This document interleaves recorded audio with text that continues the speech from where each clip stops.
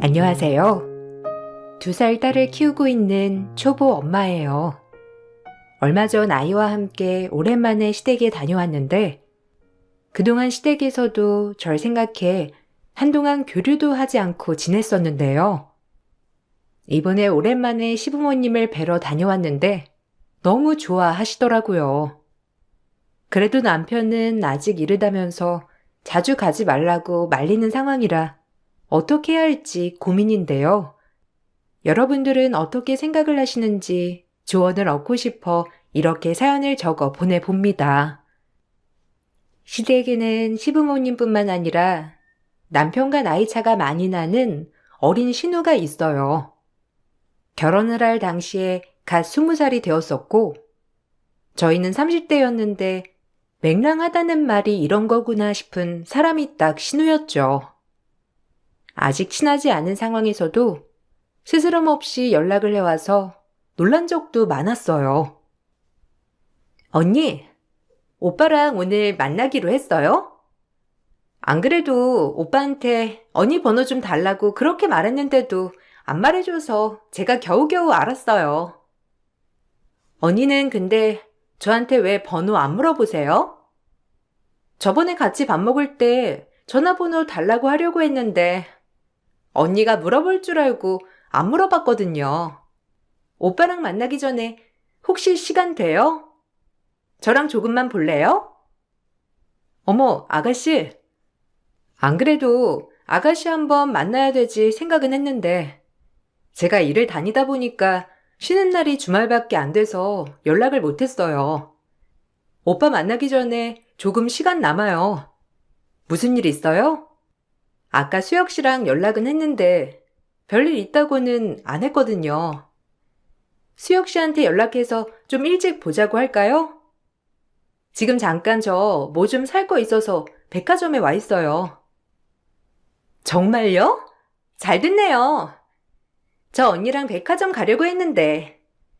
언니, 저한테 뭐 말하려고 했던 거 저 알아요. 저 가방 이런 거 사주려고 한 거죠? 안 그래도 친구들이 오빠 결혼하는데 세연이한테 뭐 안 받았냐고 하던데. 제 친구들은 명품 가방이다 뭐다 엄청 받는다곤 했거든요. 언니도 예단 준비하려고 백화점 간 거예요? 솔직히 전 명품 가방에는 별로 관심 없고 그냥 결혼식 때 입을 옷 이런 거 사주세요. 그래도 괜찮아요? 수혁 씨는 이런 거 잘 몰라서 그냥 제가 가서 고르려고 했거든요. 근데 아가씨가 어떤 거 좋아할지 저도 몰라서 고민하고 있었는데 잘 됐네요. 아가씨, 지금 어디쯤 있어요? 백화점에 와서 오늘 같이 고를까요? 이따가 수혁 씨도 이쪽으로 오라고 할게요. 에이, 오빠 부를 필요가 뭐가 있어요? 저 오래 안 걸려요. 1시간이면 될 것 같은데 그럼 오빠 만날 시간쯤 되는 거죠? 후딱 옷만 고르면 되니까 금방 갈게요. 언니도 한번 둘러보고 있어요. 제가 전에 사고 싶었던 거 있었는데 그거랑 같이 보면 될 것 같아요. 솔직히 예단하려면 저한테 명품 가방 정도는 기본으로 해줘야 되지만 언니가 마음에 드니까 전 옷만 살게요. 신우는 예단으로 명품 가방 대신 옷을 사달라고 했고 처음에는 약간 당황했지만 어차피 신우에게 옷 한 벌은 해줄 생각이었기 때문에 같이 백화점에서 만나기로 했어요. 그런데 막상 옷을 고르는 걸 보니 명품 브랜드부터 고르기 시작하더라고요. 명품 옷을 고르고 난 후에는 어울리는 신발이 없다며 명품 신발까지 가방만 빼고는 다 골랐죠. 그때는 그냥 결혼하면서 선물로 해주는 거니 좋은 마음으로 해주게 되었어요. 그렇지만 시간이 지나면서 도가 지나치다는 걸 알게 되었는데 시댁에서 다 같이 모여 밥을 먹던 날 남편과 제가 시부모님께 했던 말을 듣고선 신우가 한마디를 하더라고요. 어머님, 아버님이랑 혹시 시간 내실 수 있으세요? 이번 분기에도 리조트 이용권이 나왔는데 저랑 남편은 도저히 시간이 안 돼가지고 이번 분기는 못 갈 것 같아가지고요. 저번 분기에도 나왔었는데 도저히 시간이 안 돼서 그냥 지나갔었거든요. 혹시 어머님, 아버님 시간 되시면 한번 다녀오시는 건 어떠세요? 숙박 말고도 관광 연계해서 다닐 수도 있다더라고요. 아이고, 우리도 시간이 안 되는데. 이번에 네 시아버지가 일이 좀 바빠가지고 안 될 것 같아. 나도 이번에는 시간이 안 되니 어쩔 수 없지. 아유, 니들이 바빠가지고 그렇게 나와도 가보질 못하니 어쩌니? 휴가도 못 내는 거야? 이번에 휴가 갈 때 거기 다녀오면 좋겠지만 그때까지는 못 쓰는 거니? 네, 휴가 전까지는 써야 하는 거라서요. 안 되면 어쩔 수 없죠, 뭐. 이게 가족들한테만 양도 가능한 거라서 어머님 안 되시면 그냥 지나갈 수밖에 없을 것 같아요.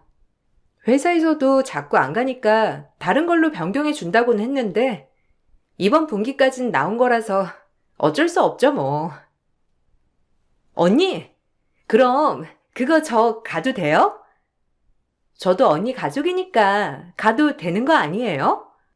저 안 그래도 이번에 친구들이랑 여행 가고 싶었는데 친구들이랑 비용 좀 아끼게 그거 저 주세요. 언제까지예요? 저 주말에는 아무 때나 시간 되는데 제가 갈게요. 가족이니까 저 가도 되는 거죠? 아싸! 친구들한테 바로 물어봐야지. 아가씨. 아가씨까지는 제가 물어보진 못했는데 한번 물어볼게요. 아마 근데 될 것 같기도 해요. 아가씨가 친구들이랑 한번 시간 맞춰서 날짜만 알려주세요. 그러면 제가 전화해서 말해둘게요. 거기서도 예약이 잡혀 있을 수도 있어서요. 혹시라도 못 가게 되면 꼭 저한테 말해주셔야 해요. 신우는 신이 나서 자신이 가겠다고 했고, 바로 다음 날부터 신우는 저에게 연락이 오기 시작했어요. 회사에 물어보니 가족관계라면 괜찮을 거라고 하셨죠. 신우에게 고맙다는 말은 못 들었지만 갓 성인 되어 친구들이랑 떠나는 여행이 얼마나 재미있고 설렐까 싶어서 저도 기분이 좋더라고요. 그런데 당일에 사건이 발생하고 말았어요. 그렇게 숙박권을 신우에게 건네주었는데 신우는 그걸 중고 사이트에 팔았던 거죠. 회사에서 그 사실을 알게 되었고 전 회사 상부에서 큰 질책을 받고 말았어요. 이 사실을 알게 된 남편이 화가 나서 시댁을 찾아갔어요. 야, 너 진짜 제정신이냐? 어디 할 짓이 없어가지고 이따위 짓을 해? 너는 새언니가 오늘 얼마나 욕을 먹었는지 알기나 해? 아무리 어리고 철없어도 그렇지 그렇게 생각이 없어? 그때 우리 밥 먹으면서 한 얘기 못 들었냐? 가족들만 갈 수 있는 거라고 누누이 얘기했고 네가 못 가면 꼭 연락 주라고 했잖아. 그런데 이딴 식으로 난리를 피워? 아니, 난 몰랐지. 그때 그냥 대충 들었어가지고. 그리고 오늘 마침 일이 생겼는데 어떡해. 친구들도 못 간다고 하고 아까워서 그랬어. 오늘 아니면 언니나 오빠도 못 간다고 한 거 아니었어? 너무 아까워서 그런 것 뿐이야. 내가 팔아가지고 뭐 내가 쓰려고 했겠어? 그리고 내가 알았으면 애초에 그렇게 생각 없이 팔았겠냐고. 몰랐으니까 그랬던 거지. 새언니, 새언니는 왜 저한테 그런 거 자세히 말도 안 해줬어요? 너 지금 누구한테 큰소리야? 잘못했다고 싹싹 빌어도 모자를 판국에. 너 오늘 새언니가 얼마나 난감했을지 생각이나 해봤어? 회사에서도 사정사정 해가지고 원래 직계가족만 되는 걸 받아줬더니만 너 이렇게 사고 칠 줄 알았어 내가. 오냐오냐 해줬더니만 다 네 뜻대로 될 거라 생각하냐? 너도 성인이 됐으면 철 좀 들어라 좀. 아, 왜 나한테만 뭐라고 해? 내가 진짜 알고서 그랬겠어? 몰랐으니까 그런 거라니까? 그리고 애초에 나한테 자세하게 말을 해줬어야지. 나는 또 내 생각해서 돈 날리는 거였을까봐 그런 건데. 왜 나한테만 소리치고 난리냐고. 새언니한테도 뭐라고 좀 해. 신우는 자신이 한 행동을 정당화하면서 절 탓했고, 남편은 머리끝까지 화가 나 신우에게 소리를 쳤지만 중간에서 시부모님은 남편을 말렸어요. 어쩔 수 없이 집에 돌아오면서 남편은 저에게 신우 대신 사과를 했어요. 저도 처음에는 너무 화가 났지만 아직 어리고 회사 시스템을 잘 모르는 상황에서 그럴 수 있다고 생각을 해 지나가게 되었죠. 그렇지만 신우의 철없는 행동은 여기서 끝이 난 건 아니었는데, 신우는 시부모님한테 혼났을 때면 무조건 저희 신혼집에 왔어요. 와서는 거실에서 있었던 것도 아니고 안방을 차지하고선 침대 위에서 과자까지 자연스럽게 먹으며 영화를 보고 있었죠. 남편과 저는 평소에 출퇴근을 같이 했는데 퇴근을 하고 가보면 항상 과간이었어요. 너 진짜 뭐하냐? 왜 오늘도 혼나냐? 아, 너 진짜 세훈이 없었으면 아우 당장 내려와. 지금 제정신이냐? 침대에 씻지도 않고 들어가는 건 둘째치고 그 위에서 과자를 먹어? 야, 밖에서 먹어. 넌 왜 항상 나한테 뭐라고 들으면서 그러는 거야? 당장 안 내려와? 너 오빠한테 붙잡혀서 강제로 쫓겨나야 내려올 거야? 세훈이 앞에서 화내기 전에 빨리 내려와. 아니, 오빠는 사랑하는 동생이 집까지 찾아왔는데 그런 식으로 대접을 해야 되겠어? 반가워해야 하는 거 아니야? 언니가 하도 뭐라고 하니까 오빠가 저렇게 가족 앞에서도 얼어붙어 있잖아요. 얼마나 뭐라고 했으면 오빠가 저한테까지 이렇게 화를 내요? 나는 오빠가 결혼하고 나서 나한테 너무 퉁명스럽고 차가워진 것 같아요. 언니가 얼마나 뭐라고 했으면. 아가씨, 제가 뭘 뭐라고 했겠어요. 근데 침대 위에 과자가 너무 떨어져 있어가지고 치워야 할 것 같은데. 잠깐 거실에서 TV 보고 있을래요? 청소기라도 돌려야 될 것 같아요. 근데 이 짐은 뭐예요? 이렇게 큰 짐까지 다 챙기고 온 거예요? 여기 며칠 있으려고요? 네. 오빠 집인데 뭐 어때요? 저 고등학교 때도 오빠 혼자 사는 집에서 한 달 있었던 적도 있어요. 왜요? 저 여기서 자면 안 되는 거예요? 오빠는 결혼하기 전에는 한 달을 있건 두 달을 있건 신경도 안 썼는데. 언니 저한테 설마 눈치 주시는 거예요? 헐, 저 엄마 아빠한테도 혼나서 쫓겨났는데 언니한테도 눈치 보여서 쫓겨나야 되는 거예요? 과자도 마음대로 못 먹고. 뭐 있는 건 상관없는데 이불 위에서 과자를 이렇게 먹으면 매트리스 안에도 들어갈 수 있어서 하는 말이에요. 그리고 아가씨, 저기 작은 방에 손님용 매트리스 넣어뒀는데 거기 이불 깔아줄까요? 새 이불도 마침 와서 바로 쓸 수 있어요. 어머, 저보고 저 작은 방에서 자라고 하는 거예요? 저 저렇게 작은 방은 답답해서 못 자요. 어차피 언니랑 오빠 내일 일찍 나갈 거잖아요. 제가 여기서 자고 내일 늦게 나갈 거거든요. 언니 오빠 나가면서 소리내면 저 또 잠 못 자고 불편하니까 제가 그냥 안방에서 잘게요. 언니 오빠는 내일 편하게 일찍 나가면 되니까 저 신경 쓰지 마세요. 신은 마치 신혼집을 제 집인 양 드나들었고 남편은 제 눈치를 보면서 화를 내곤 했지만 사실상 어린 동생이기 때문에 굳이 크게 화를 내진 않았어요.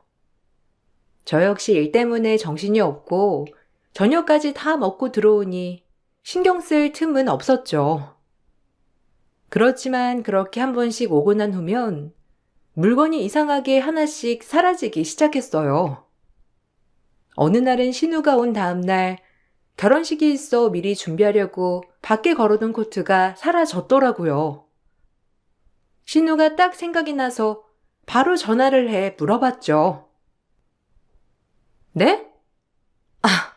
아니 언니, 어떻게 절 의심할 수가 있어요?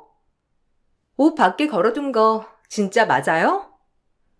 언니 어제 저녁 늦게 퇴근해서 들어왔는데 씻고 바로 잤잖아요.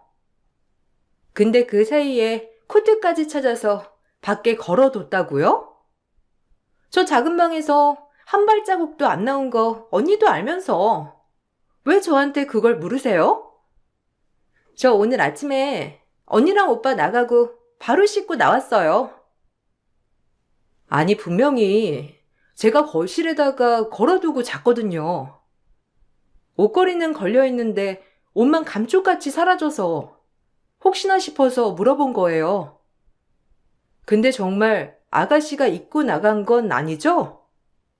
아가씨 여기 올 때 입었던 옷이랑 비슷하기도 해서 솔직히 헷갈렸을 수도 있겠다고 생각은 했는데 여기 아가씨 옷은 식탁 의자에 그대로 걸려있고 제 옷은 없어져서요.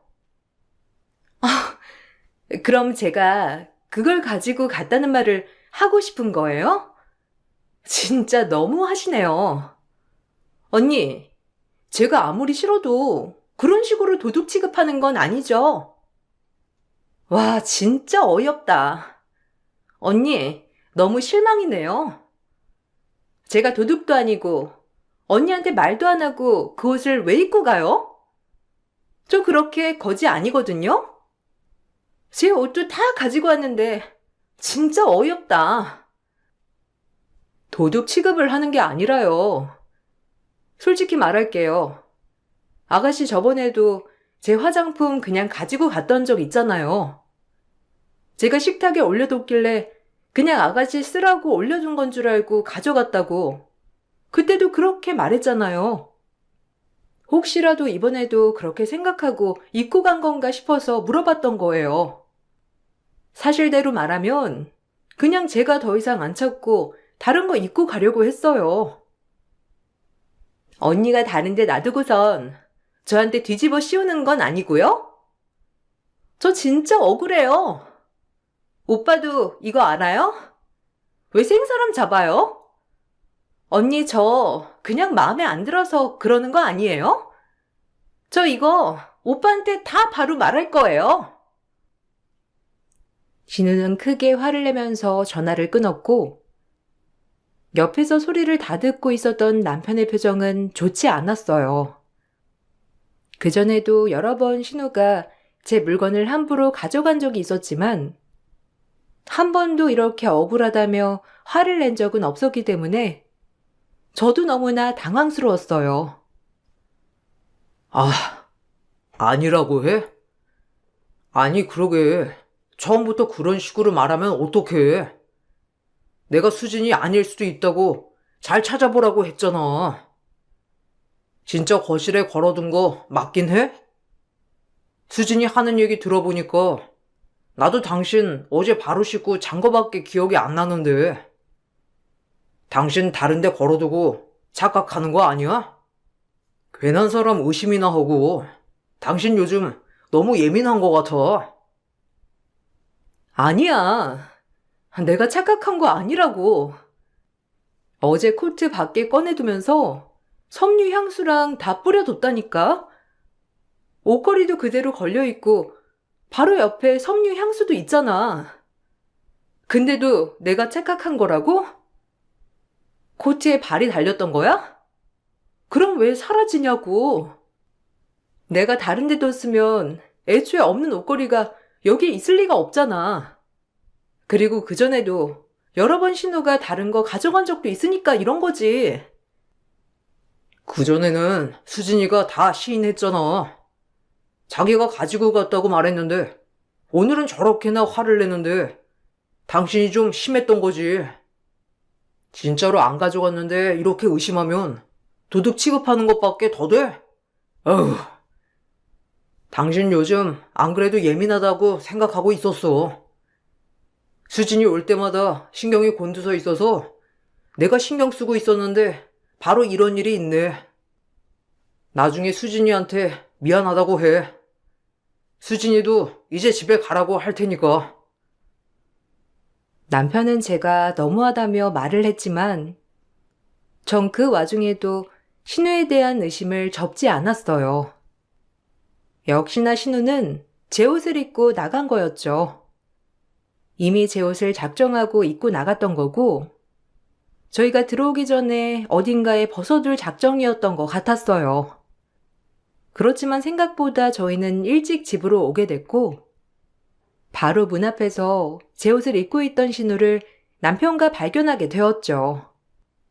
남편은 정말 크게 화를 냈고 거기다가 저에게 진심으로 사과를 했지만 근데도 전 서운한 마음이 풀리진 않더라고요. 남편은 저에게 사과를 했지만 신우는 그때도 저에게 사과 한마디를 하지 않았어요. 오히려 그동안 일들 때문에 본인이 눈치 보여서 사실대로 말을 못한 거라면서 오히려 지금 상황을 제가 만든 거라고 했죠. 그런 신우를 보며 언제쯤 철이 들까 싶었는데 철없는 행동은 끝이 없었어요.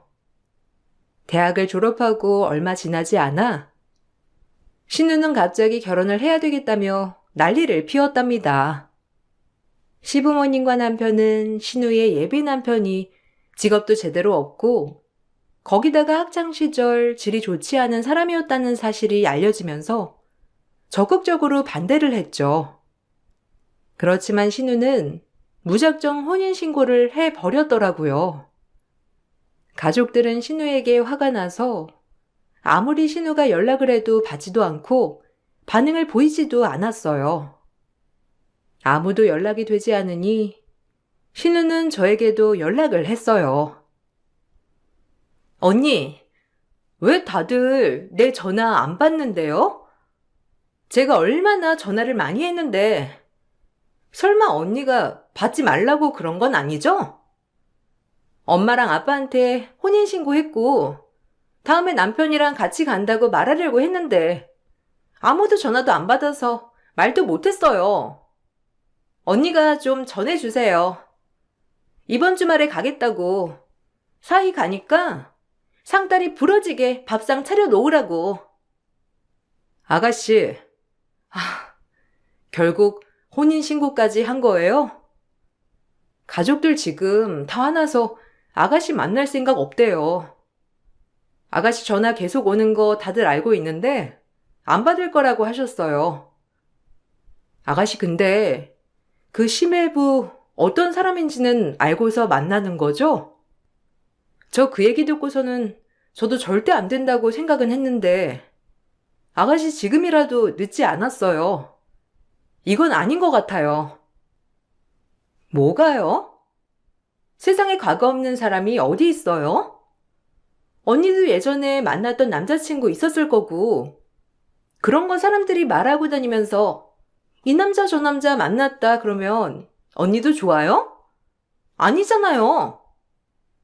다들 과거 있는데도 그냥 쉬쉬하면서 넘어가는 거지 뭘 그렇게 따져요? 근데 그거 언니가 소문낸 거예요? 가족들이 그런 거 알 리가 없는데 언니가 말한 거 아니에요? 제가 말한 게 아니라요. 심해부 동창이 남편이랑 친구래요. 심해부랑 오빠랑 동갑인 건 알고 있죠? 일단 주말에 심해부도 데리고 오진 마시고 아가씨 만나서 시부모님도 만나고 오빠랑도 얘기 좀 해봐요. 제가 보기에는 아가씨가 아는 사람이랑 심해부랑 다른 사람일 수도 있을 것 같아요. 제 말은 귀뚱으로 듣지도 않았던 신우는 결국 주말에 심해부와 함께 시댁에 등장을 했어요. 역시나 시부모님은 그 모습을 보고 쓰러지기 일보 직전이었고 남편은 심해부를 끌고 밖으로 나갔죠. 난리법석 속에서도 신우는 당당하게 집까지 들어와 밥상도 안 차렸냐면서 오히려 큰 소리를 치니 저도 기가 막혔어요. 신우의 태도에 시부모님도 두 손 두 발을 다 들었고 결국 결혼을 받아들일 수밖에 없었어요. 그렇게 난리법석으로 결혼을 시작했던 신우는 불과 1년도 되지 않아 이혼을 하게 되었어요. 처음에는 신우가 남편한테 무력을 당했다고 울며불며 남편에게 연락이 왔었고 남편과 시부모님은 바로 그 집으로 쳐들어가 난리법석을 부렸죠. 신우 남편이 신우에게 손찌검을 한 게 아니라 오히려 신우가 매일 술을 마시고 남편에게 손을 날렸던 거더라고요. 신우 남편은 시댁 식구들을 다 신고했고 신우한테 이혼 소송까지 해서 위자료도 청구했습니다. 시부모님은 이 일로 충격을 많이 받으셨고 남편은 화병이 생겼어요. 도저히 신우를 감당할 수 없다 생각을 했는데 시댁 모임에서 최후 통첩을 하셨죠. 이제 도저히 수진이 너 감당할 자신이 없어. 엄마가 널 어떻게 아끼며 키웠는데 그 결과가 이런 거라니 억장이 무너지고 너무 힘들다. 이제는 네가 알아서 네 인생 살아. 엄마 아빠는 도저히 널 감당할 수 없고 책임져 줄 힘도 없으니까 오늘을 마지막으로 가족끼리 다 같이 이렇게 모여서 밥 먹는 것도 이제는 그만하자꾸나. 엄마, 왜 갑자기 그래? 내가 뭘 어쨌다고. 엄마 설마 나 이혼했다고 이러는 거야? 요즘 세상에는 이혼이 흠이 아니라니까. 엄마가 그렇게 날 창피해하면 나는 더 설 곳이 없지. 엄마가 날 지지해줘야 내가 당당하게 서서 생활하는 거야. 그래. 네가 생각한 대로 생각을 하던지 그건 네 맘대로니까 알아서 하고. 일단은 다음 달 내로 독립해. 엄마랑 아빠 이사 가서 원룸에서 살던지 할 테니까 너도 너 살 길 찾아서 살아. 그렇다고 오빠네 집으로 가지도 말고 이젠 각자 알아서 자기 인생들 알아서 좀 살자. 엄마랑 아빠 정말 힘들어, 수진아. 아니, 어떻게 엄마가 이렇게 해? 나 안 불쌍해? 어린 나이에 결혼하고 이혼까지 하고 나 안 불쌍하냐고. 엄마가 날 감싸야지. 그럼 누가 감싸? 진짜 너무한다. 엄마 정말 너무한 거 아니야? 나 못 나가. 내가 어딜 나가? 밖에 나가서 그 고생하고 겨우 집에 왔는데 이제는 또 나가라고? 나 절대로 못 나가고 엄마 아빠도 그냥 여기서 나랑 같이 살아. 신우는 끝까지 철이 없었고 남편은 더 이상 신우에게 상관하지 말라고 했지만 전 시부모님이 너무 걱정이 되더라고요. 신우는 그 뒤로도 끊임없이 크고 작은 사고들을 쳤어요. 그래도 전보다는 덜했지만 잠시도 가만히 있을 데가 없었죠. 그러던 중 제가 직장을 다니다가 임신을 해 휴직을 하게 되었는데 제 휴직 소식을 알고 난 후부터는 신우는 틈날 때마다 시댁으로 부르더라고요. 언니, 이제 회사도 안 다니고 살판 났겠어요? 그래도 언니, 요즘 세상이 아무리 좋아졌다지만 여자가 직장 그만두면 경력 단절되기 십상인데 언니네 회사에서는 그런 거 다 보장해 준대요? 보장 안 해주죠? 우리 오빠 큰일 났네. 아이까지 셋 먹여 살리려고 하면 고생하겠다. 언니 그렇게 빌붙어서 살려면 우리 집에라도 잘해야 되잖아요. 네? 제가 왜 빌붙어요? 같이 아이 키우려고 제가 휴직하는 건데 그리고 다시 복직할 거니까 걱정하지 말아요. 오빠한테 빌붙어 살까봐 걱정돼서 자꾸 여기로 저 부르는 거예요? 그런 거 걱정 안 해도 돼요. 저도 잘 준비하고 있으니까. 걱정 안 해도 되는 거면 상관없지만요. 저 요즘 만나는 사람 있어요. 그거 말해주려고요. 엄청 부자라서 저보고 일도 하지 말라고 하거든요. 언니한테 미리 말해두려고요. 사실 그쪽에서 얼른 결혼하자고 하고 있는데 아직 엄마 아빠한테는 말도 못했어요. 언니가 잘 포장해서 말해주면 안 돼요? 솔직히 좀 건강이 안 좋긴 한데 언니가 잘 말해주면 엄마 아빠는 믿을 것 같아서요. 그런 건 솔직하게 말해야죠. 그나저나 결혼을 하려고요? 아가씨 얼마 전까지 전 남편이랑 재결합한다 어쩐다 말했었잖아요. 근데 갑자기 결혼을 한다고 하니까 좀 당황스럽네요. 어머님 아버님한테는 그럼 솔직하게 말하세요. 어머님 아버님도 이번에 아가씨가 재결합 얘기 꺼내니까 차라리 그게 나을 수도 있겠다고 하시긴 했었는데 다른 사람이라고 아시면 놀랄 것 같은데. 재결합은 무슨? 그냥 해본 말이죠. 전 남편이 그래도 다시 만나보면 어떻겠냐고 그냥 말을 하길래 그런 건데. 하여튼 간에 언니는 그렇게 알고 있어요. 또 헛소리 하지 마시고. 제가 알아서 추진할 거니까요. 신우는 재혼을 한다면서 저에게 귀띔을 하더라고요. 재혼남은 초혼이었고 신우 말로는 몸 건강이 좋지 않은 사람이었어요. 상대방 집안에서 결혼을 무조건 밀어붙이고 있었는데 신우는 동네에서도 부자로 소문난 집안이니 그 집안으로 시집을 가고 싶어 했죠. 신우는 언제 결혼을 해야 할지 타이밍을 보고 있었는데 그 와중에 신우가 임신을 하게 되었어요. 그래도 남편은 오빠라고 재혼하는 신우에게 초혼 때 못해줬다는 마음의 짐이 있었는지 이것저것 많이 보태주더라고요. 신우네 신혼여행 비용도 보내줬고 그래도 결혼식 날 저는 신우에게 20만 원 축의금까지 냈어요. 그렇게 결혼식이 끝나고 저와 남편은 집으로 돌아왔는데 저녁 시간대 누군가가 비밀번호를 누르고 집으로 들어오더라고요. 보니 바로 신우였어요. 어머, 아가씨, 어떻게 여기 왔어요? 지금 필요할 시간 아니에요? 무슨 일 있었어요? 전화라도 하시지. 필요연은 아예 끝난 거예요?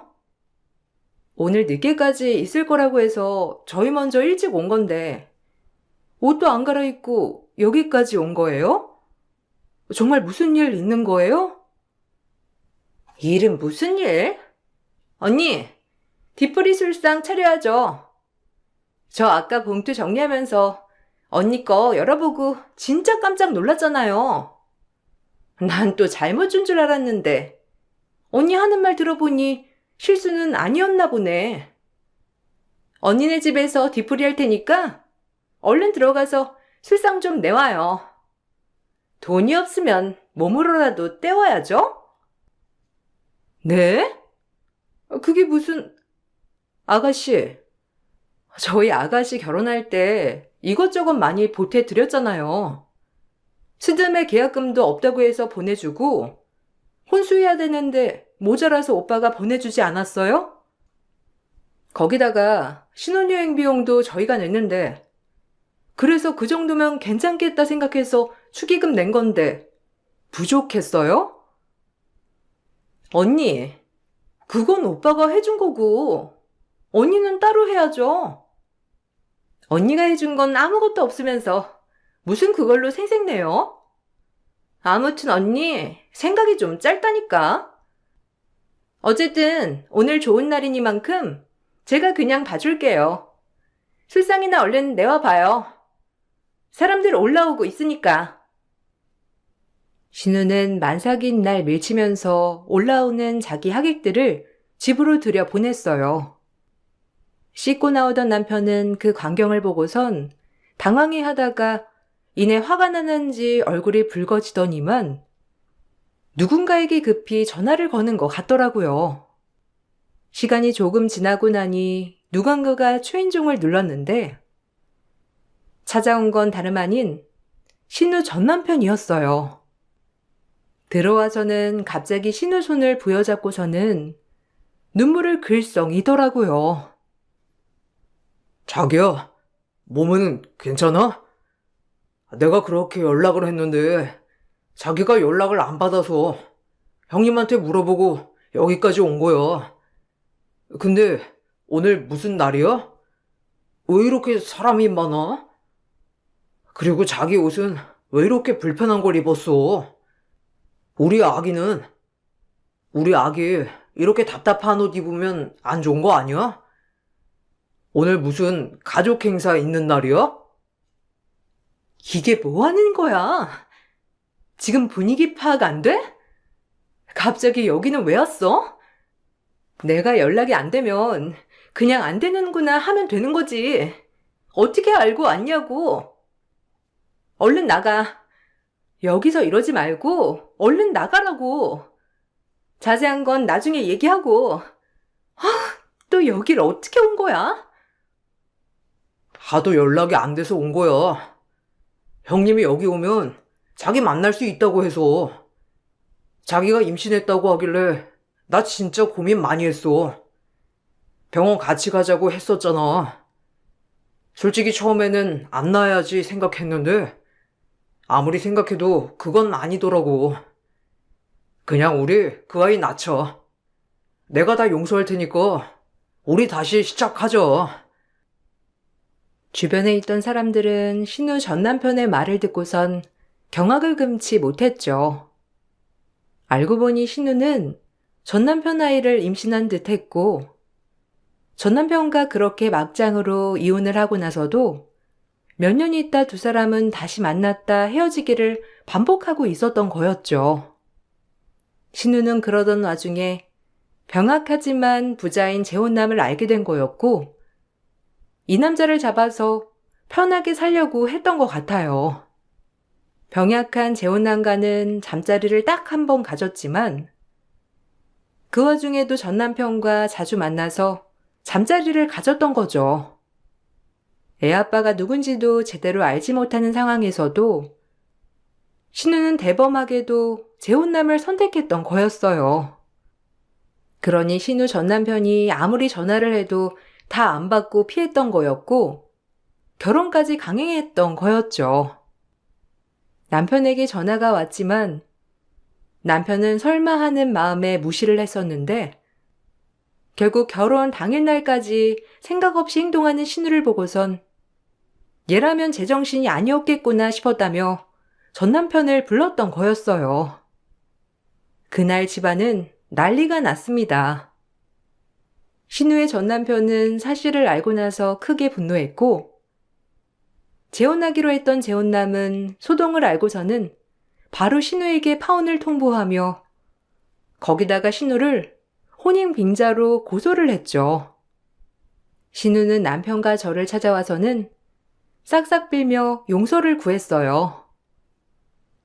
오빠, 언니, 진짜 내가 잘못했어. 솔직히 전 남편이랑 연도 제대로 못 끊고 어영부영 끌고 오는 바람에 이렇게 된 거긴 한데 나 재혼 꼭 하고 싶어. 오빠랑 언니가 좀 도와주면 안 될까? 오빠랑 언니가 가서 잘 얘기하면 들어줄 것 같은데. 제발 한 번만 가서 나 좀 용서해달라고 해주면 안 돼? 저 사람 날 고소까지 해가지고 내가 직접 가서 만나면 안 된다고 해서 말이야. 넌 도대체가 양심이 있냐 없냐? 네가 저지른 일 네가 책임지고 살아. 어떻게 생각 없이 행동하면 그런 일까지 벌여? 너 진짜 애 아빠가 누군지는 알고서 이런 일 벌인 거야? 진짜 철이 없어도 이렇게 없냐? 앞으로 우리는 네 삶에 전혀 관여 안 할 거니까 네 맘대로 하고 싶으면 어디 마음껏 네 맘대로 해봐. 죽이 되던 밥이 되던 우린 신경도 안 쓸 테니까. 나 유산했어. 아이 아빠는 전 남편인 것 같긴 한데 솔직히 나도 재혼하고 싶은 욕심 때문에 하여튼 이제는 아이도 없고 재혼하는데 걸림돌도 없는데 오빠랑 언니가 좀 가서 말이라도 해줘. 다른 거 안 바랄게. 나중에 또 문제 생기더라도 오빠랑 언니 탓 안 할 테니까 한 번만 도와주면 안 돼? 이게 정말 제정신이 아니구나. 너 진짜 새언니랑 나한테 몇 대 맞아야 정신 차릴래? 어떻게 다 큰 어른이 이런 상황에서도 그딴 생각을 해? 내가 와이프한테 창피해가지고 말을 못하겠어. 당장 내 앞에서 꺼져. 앞으로 네 얼굴 죽을 때까지 내 앞에 들이밀지 마. 결국 신우는 유산을 했고 재혼남과의 결혼은 물 건너 갔어요. 신우의 전 남편은 본인을 속이고 몰래 결혼하려고 했던 걸 알고서는 정 떨어졌다며 바로 떠났죠. 신우는 처음에는 방황을 좀 하는 듯 하더니 요즘은 정신을 차렸는지 열심히 일을 하고 있다더라고요. 시부모님은 본인들의 몫이라면서 신우를 온전히 감당하시고 계시지만 솔직히 시부모님이 무슨 죄인지 싶은 생각도 있답니다. 아이를 출산하고 나서도 신우는 저에게 그동안 미안했다며 편지도 보내왔고 조카 내복도 선물로 보내왔더라고요. 남편은 선물도 꼴도 보기 싫다면서 포장도 풀지 않은 채 다시 돌려보냈지만 신우는 그래도 제 생일이며 아이 돌이 됐을 때에도 정성스럽게 편지를 써서 보내고 있답니다. 신우가 정말 정신을 차린 걸까요? 여러분들 생각은 어떠세요? 제 사연은 여기까지랍니다. 그동안 많은 일들이 있었지만 요즘은 많은 생각이 드네요. 과거를 단지 과거로 봐야만 할지 고민 중이랍니다. 사연 들어주셔서 정말 감사드려요. 항상 행복하시고 건강하시길 바랄게요. 안녕하세요. 대구에 살고 있는 30대 후반 여성이에요. 쓸까 말까 고민을 많이 했지만 저 역시도 제 이야기를 한 번은 해보고 싶어 쓰고 있어요. 철없고 어린 시절 사랑만을 쫓아 결혼했어요. 남편은 일반 회사원이었고 전 은행원이었죠. 누구나 그러하듯 정말 처음엔 잘 맞았답니다. 저희에게 문제가 있다면 그렇게 바라고 바랬건만 애가 생기지 않더라고요. 그때 당시 나이도 어렸지만 오히려 나이가 어린데도 불구하고 아이가 생기지 않자 참 걱정이 이만저만이 아니더라고요. 주변에서도 걱정이 시작되었고요. 아니 결혼한 지 2년이 넘어가도록 애가 안 생기는 거면 너희 문제 있는 거 아니냐? 아버지 건강도 그렇고 애를 빨리 봤으면 좋겠는데 혹시 미루고 있거나 그런 건 아니지? 그렇다면 그러지 말거라. 얼른 젊을 때 낳아야 회복도 빠르지. 아, 그런 거 아니에요. 그러게요. 노력은 하고 있는데 잘 생기지 않네요. 준수 씨랑 상의 좀 해볼게요. 아휴, 네가 이렇게 말라서 그런 거 아니냐? 밥도 좀 잘 먹고 살도 붙어야 애도 잘 생길 텐데. 워낙 말랐으니, 아휴. 시어머니는 그런 저희를 걱정하셨죠. 하지만 그때 당시까지만 하더라도 언젠간 생기겠거니 했어요.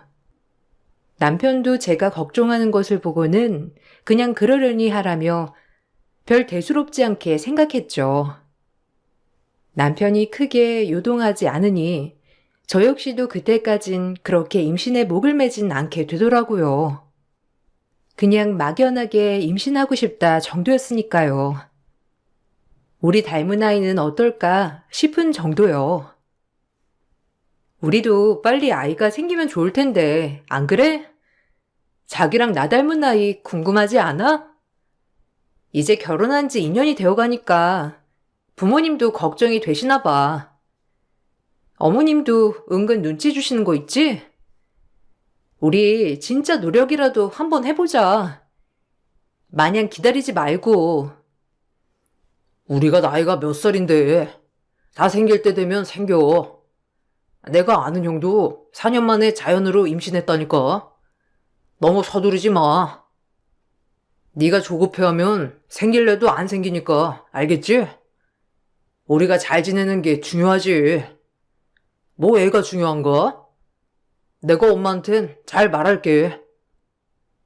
그때까진 남편이 절 참 사랑해서 그런 줄 알았어요. 오히려 제 마음의 부담을 덜어주는 거라고 생각했으니까요. 그래서 고마울 때도 있었습니다.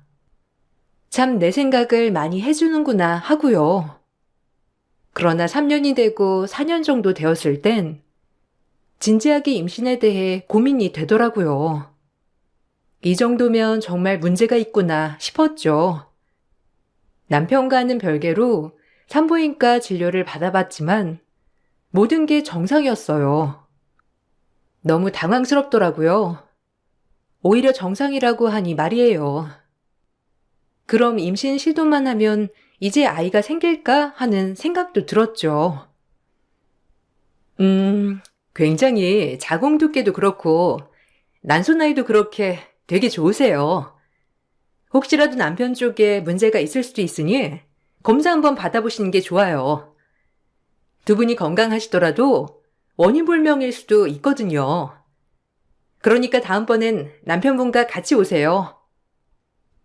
아, 네. 근데 혹시 그럼 원인 불명인 경우에는 임신할 수 있는 확률이 있는 건가요? 제가 이제 30대 중반이 되다 보니까 좀 걱정이 돼서요. 마냥 안심할 나이는 아닌 것 같아서 남편만 문제되지 않는다면 시술이라도 바로 해볼 수 있는 거죠? 네, 그렇죠. 뭐 인공수정을 해볼 수도 있고 시험관 시술을 해볼 수도 있고요. 그 부분은 남편분 오시면 같이 설명드릴게요. 오히려 문제가 있으면 고치면 되겠다 생각을 가질 텐데 문제가 없다고 하니까 답답했죠. 그래서 전 남편에게 얘기를 했어요. 이제 정말 간절히 임신을 바라야 할 때가 된 것 같다고 말이에요. 하지만 제 뜻과는 다르게 역시나 남편은 시큰둥하더라고요. 조금 놀랐습니다. 이젠 4년 정도 됐으면 아이를 바랄 때도 됐다 싶었거든요. 남편은 아이를 원하지 않았어요. 속상했죠. 그리고 애초부터 이런 얘기를 저에게 해주지 않는 것에 대해서도 좀 속이 상하더라고요. 부부인데 왜 이런 얘기를 지금 할까 하고요. 오늘 병원 갔는데 다 정상이래. 자기도 한번 검사 받아보는 게 어때? 요샌 남성 난임도 있다는데 무정자증만 아니면 다 해결될 수 있다곤 하더라고. 우리도 이제 아이 가져야지 딩크도 아니고. 우리 엄마도 내심 기다리시는 것 같아. 무슨 검사까지 하고 왔어? 솔직히 나는 아이 부담스러워. 뭐 이렇게 안 생기는 거는 그냥 운명 아닐까? 검사까지 해가면서 아이를 가져야 해? 말이 딩크가 아닐 뿐이지. 난 솔직히 딩크 쪽에 가깝다고 볼 수 있어. 우리 둘이서도 충분히 행복했잖아. 아, 행복은 하지. 그래도 난 자기랑 나 닮은 아이 가지고 싶단 말이야. 자기는 아예 그럼 아이 생각이 없는 거야? 아예까진 아니지만 그래도 아직은 생각 없어. 지금 우리 이렇게 여유롭게 사는 거 좋잖아. 아이가 생기면 제약이 많을 텐데. 결혼 4년 만에 남편은 아이를 갖기 싫다고 했죠. 망치로 머리를 한 대 맞은 것 같더라고요. 저도 남편을 너무 사랑하지만 이 부분은 꼭 짚고 넘어가야 될 문제라고 생각했어요.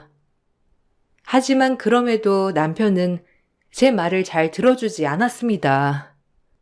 그렇게 어찌해야 할지 모르고 있을 때였어요. 한 번은 남편이 화장실에 들어갔는데 핸드폰 문자가 울리더라고요. 대수롭지 않게 보니까 비뇨기과에서 온 문자였어요. 내용을 읽어보니 정기검진을 받으라는 문자였습니다. 뭐지 싶었어요. 비뇨기과 정기검진은 뭘까 말이에요. 단 한 번도 비뇨기과를 방문했다고 들은 적이 없어서 문자 내용에 놀랐습니다. 정기검진이라면 그전에도 갔다 온 것이니까요. 자기 문자 왔는데 비뇨기과에서 문자 왔어. 정기검진이라는데? 자기 무슨 병원 다녔어? 웬 비뇨기과야?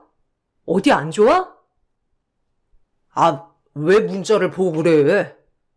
아, 그냥 좀 그런 게 있어서 병원 갔다 온 거야.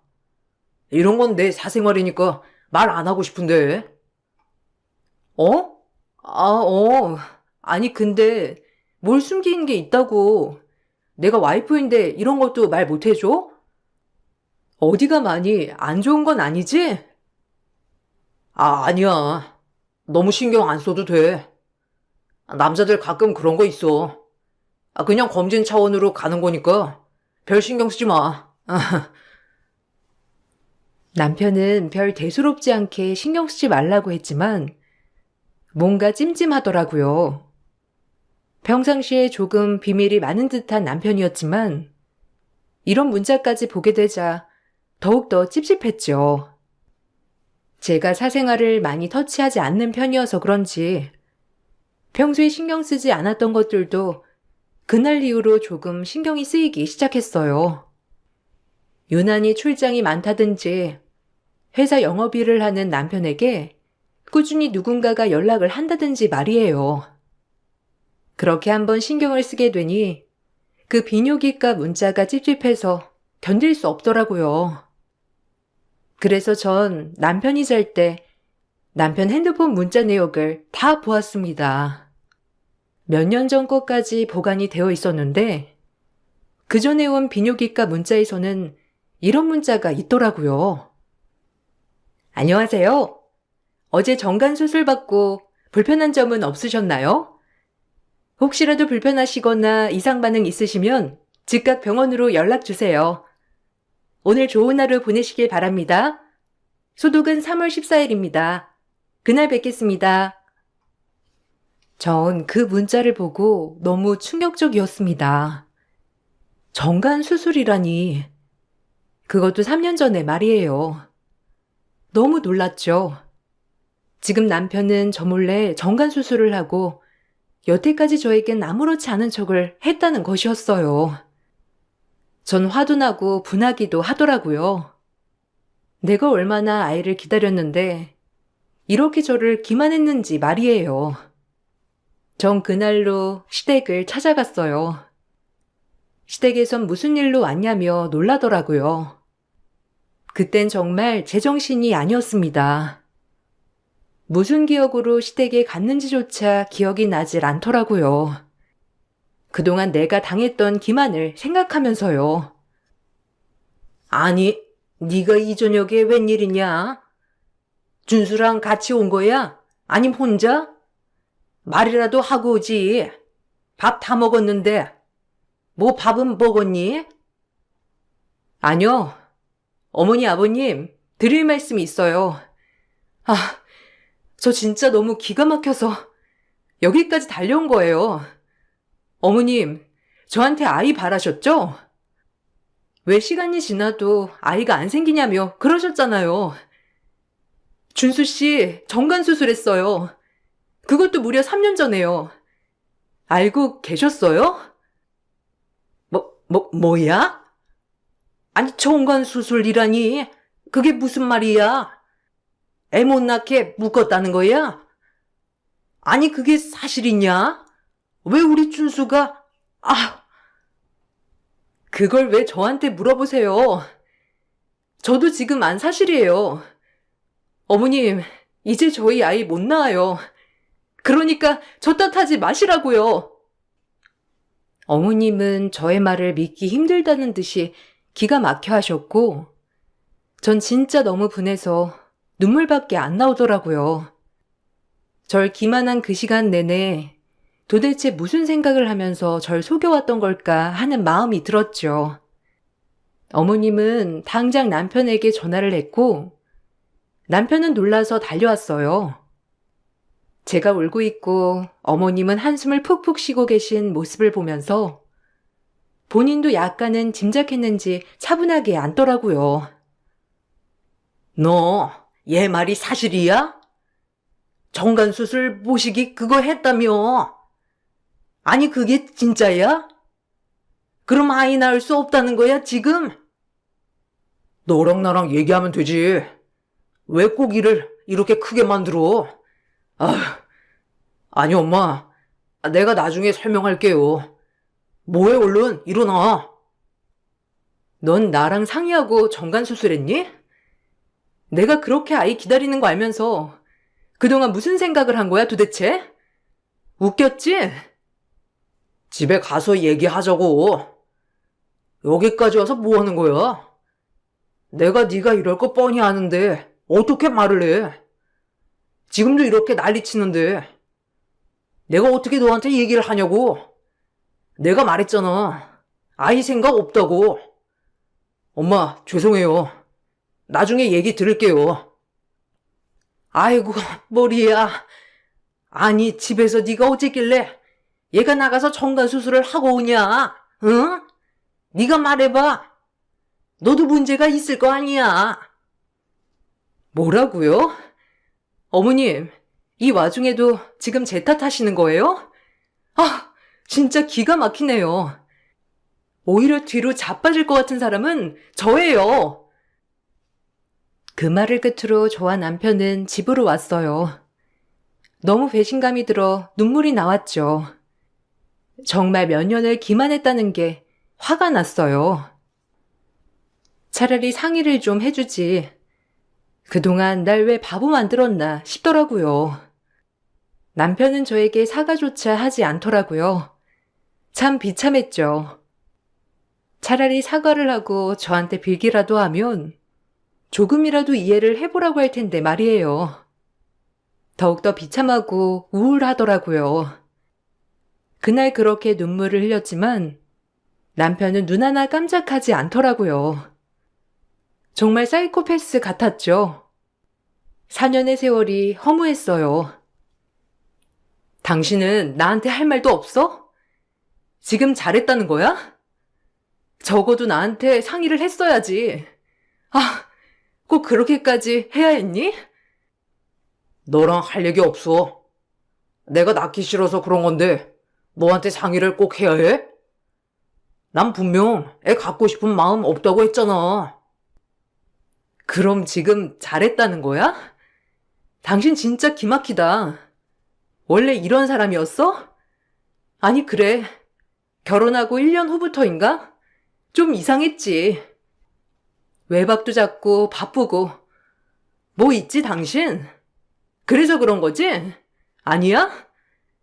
내가 짐작한 게 틀려? 틀리면 틀리다고 말을 해. 네가 그렇게 흥분을 했는데 내가 어떻게 말을 하겠어? 말을 하더라도 진정 좀 되고 얘기해. 지금 할 말은 없어. 남편은 아무 소리도 안 하더라고요. 차라리 미안하다고 싹싹 빌었으면 화가 덜 났을까요? 비참했죠. 그리고 서로 아무 말도 하지 않은 채 대략 2주 정도 시간이 지났어요. 이혼을 하지 않을 거라면 이렇게는 안 되겠다 싶어 제가 먼저 말을 걸었죠.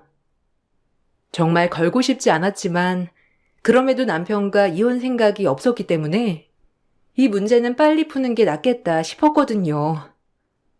그리고 남편을 설득해 아이 얘기를 다시 해보려고 했습니다. 저는 아이가 너무 갖고 싶었죠. 하지만 남편은 저에게 충격을 줬어요. 나랑 얘기 좀 해. 그래, 당신한테 그때 그렇게 화내서 미안해. 그래도 나도 내 심정이라는 게 있잖아. 이해해 줄 순 없어? 나도 미안하다. 그래도 이 부분에 있어서 난 더 이상 할 말 없어. 그러니까 그만하자. 지친다. 아이 얘기라면 그만해. 아이 얘기가 아니고 우리 둘의 문제를 얘기하자는 거야. 이렇게 지낼 순 없잖아. 안 그래? 당신 설마 나랑 이혼이라도 하려고 해? 넌 아이가 갖고 싶고 난 아니고. 그럼 이혼밖에 더 있어? 가치관이 다르잖아.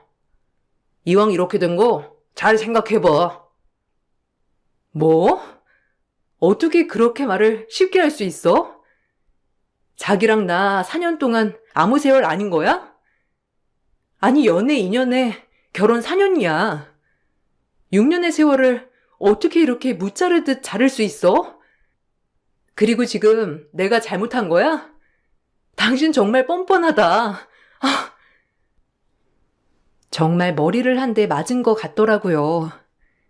풀려고 했던 저의 대화가 남편은 이혼으로 끝을 내버렸습니다. 눈물이 콸콸 났죠. 결혼 전 내가 봤던 남편이 맞나 싶을 정도로 남편은 차가웠어요.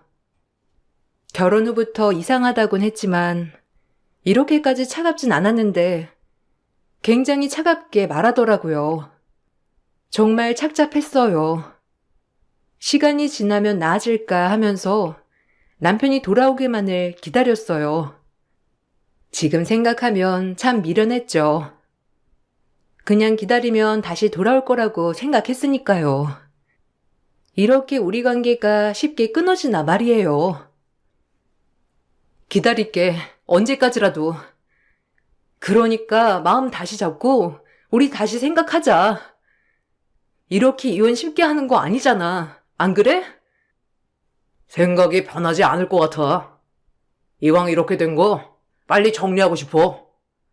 너도 얼른 새 출발해야지. 미안하다. 할 말 더 이상 없어. 뭐? 진짜 무책임하다. 난 이혼 못해. 우리가 왜 끝내야 해? 당신은 나한테 사과하고 빌어도 모자라, 알아?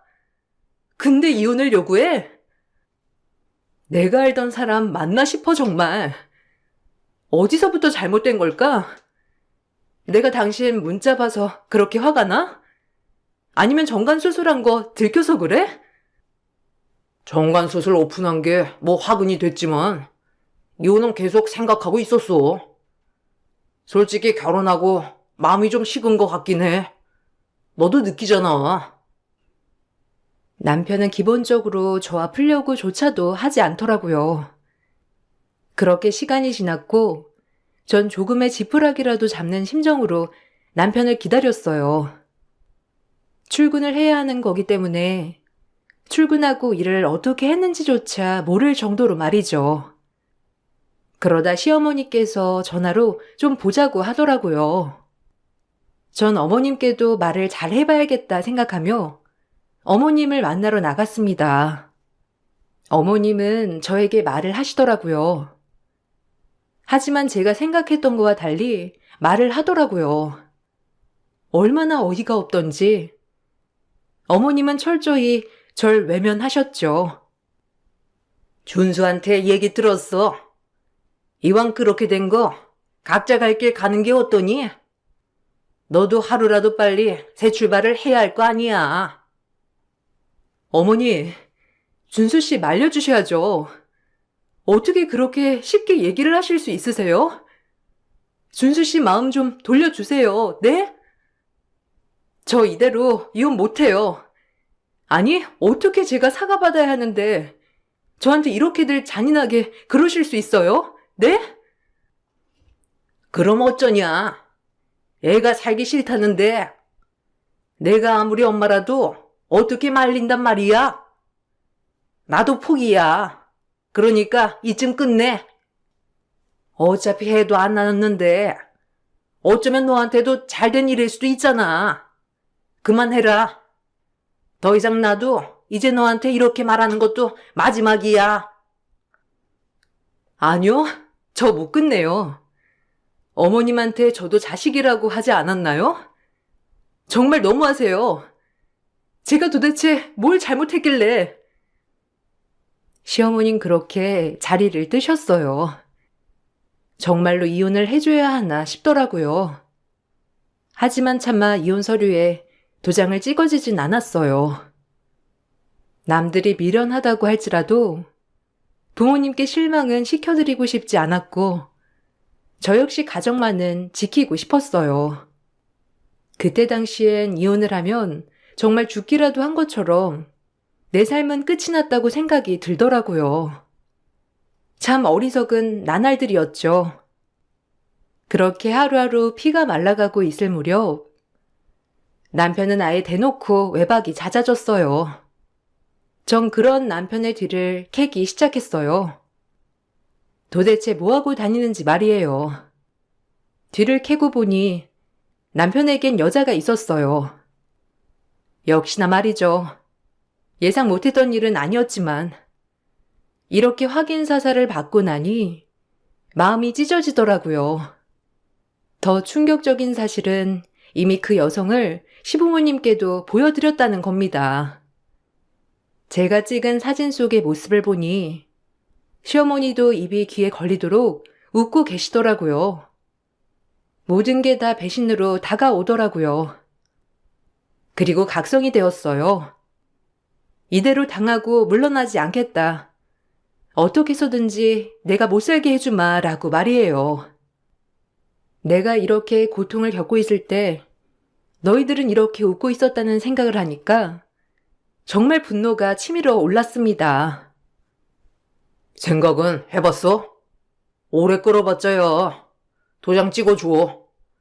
그냥 깔끔하게 합의 이혼으로 가자. 더 이상 시간 낭비 말고 좋게 가자. 누구 마음대로 이혼을 해?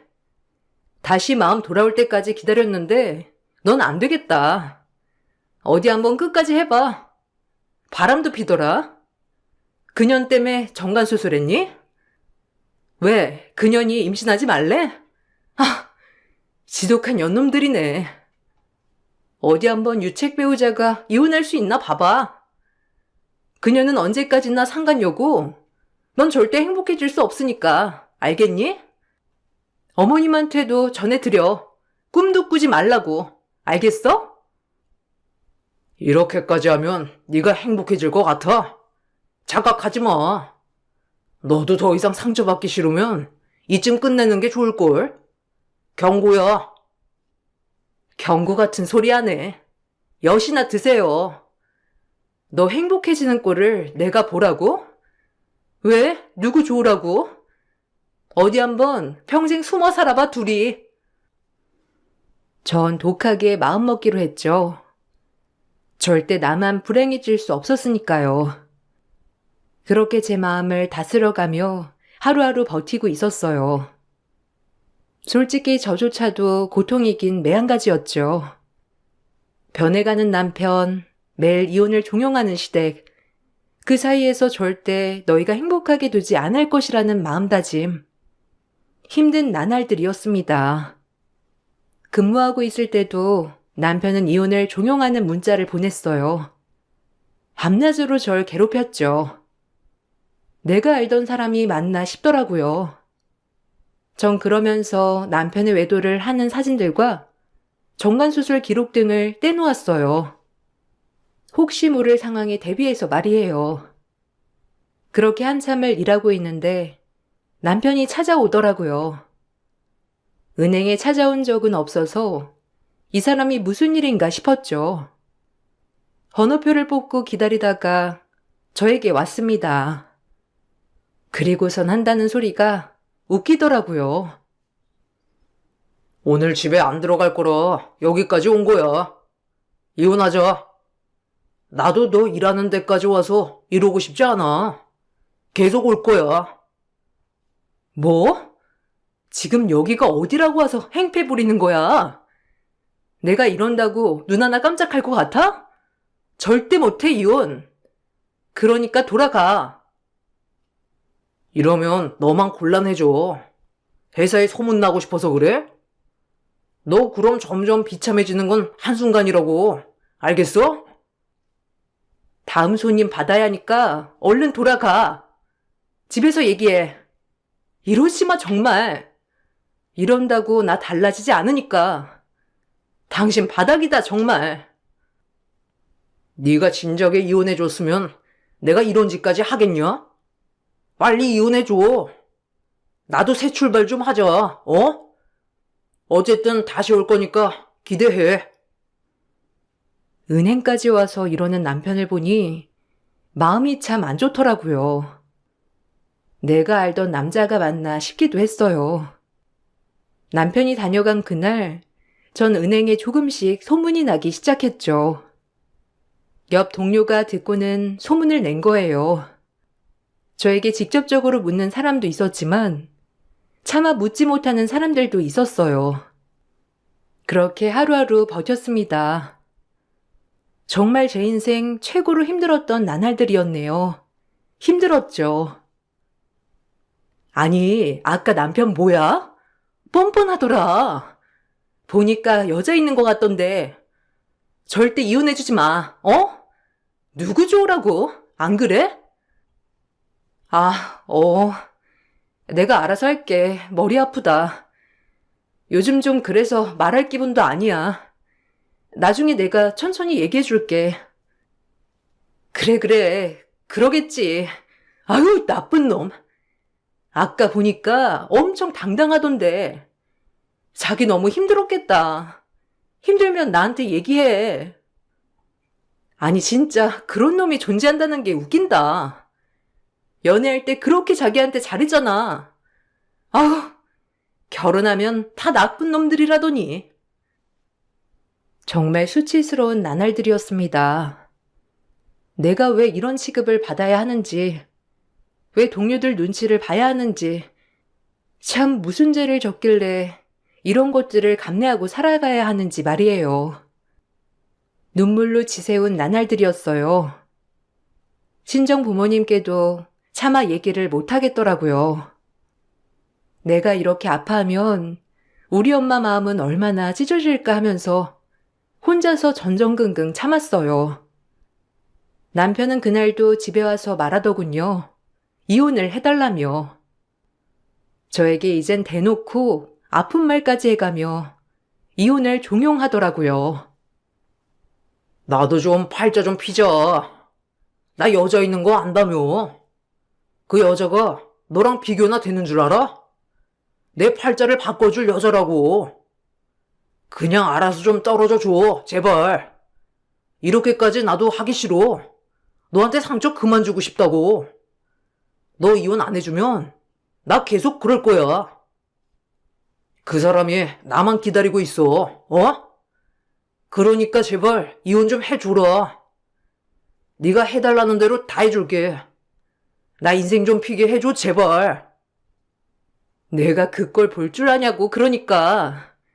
누구 좋을 대로 내가 이혼을 해주냐고? 평생 그렇게 살아. 그 여자 보고도 상간녀로 살라고 해. 남의 가정 파탄내고 잘 살 줄 알았어, 그럼? 나한테 말해도 매번 똑같을 거야. 그러니까 그만 입 좀 다물어. 귀 아프다. 내가 어쩌다 너 같은 애를 만나서 인생을 이러고 살고 있는지. 인생 한 방인데. 아휴, 걔 조금이라도 더 빨리 만났어야 했는데. 우리 엄마 아빠한테도 얼마나 잘하는 줄 아냐? 너랑은 비교도 안 돼. 이런데도 나를 안 놔줘? 도대체 이유가 뭐야? 참. 내 이유, 너 하나. 너 잘 사는 꼴 절대 보기 싫어서. 그리고 때 될 때 내가 이혼 요구할 거니까 넌 잠자코 기다리기나 해. 그렇게 남남처럼 지냈어요. 하지만 남편은 정말 선을 넘더라고요. 이젠 하다하다 제 은행에 상간녀까지 데리고 와서 저에게 이혼을 종용했죠. 하지만 그 여자를 보는 순간 웃음이 빵하고 터져버렸어요. 얼마나 웃기던지. 웃음이 나다 못해 눈물도 나더라고요. 남편이 그렇게 팔자를 고치고 싶고 고칠 수 있을 거라고 생각했던 게 저 여자 때문이었다니. 정말 가소롭고 웃음이 나왔습니다. 어머, 자기 저거 자기 남편 아니야? 아니, 저 옆에 저 여자는 뭐야? 설마 남편이 만난다는 여자인가? 어머, 미쳤나봐 정말. 야, 8천만 원 입금 좀 하려고. 여긴 내가 만나는 여자.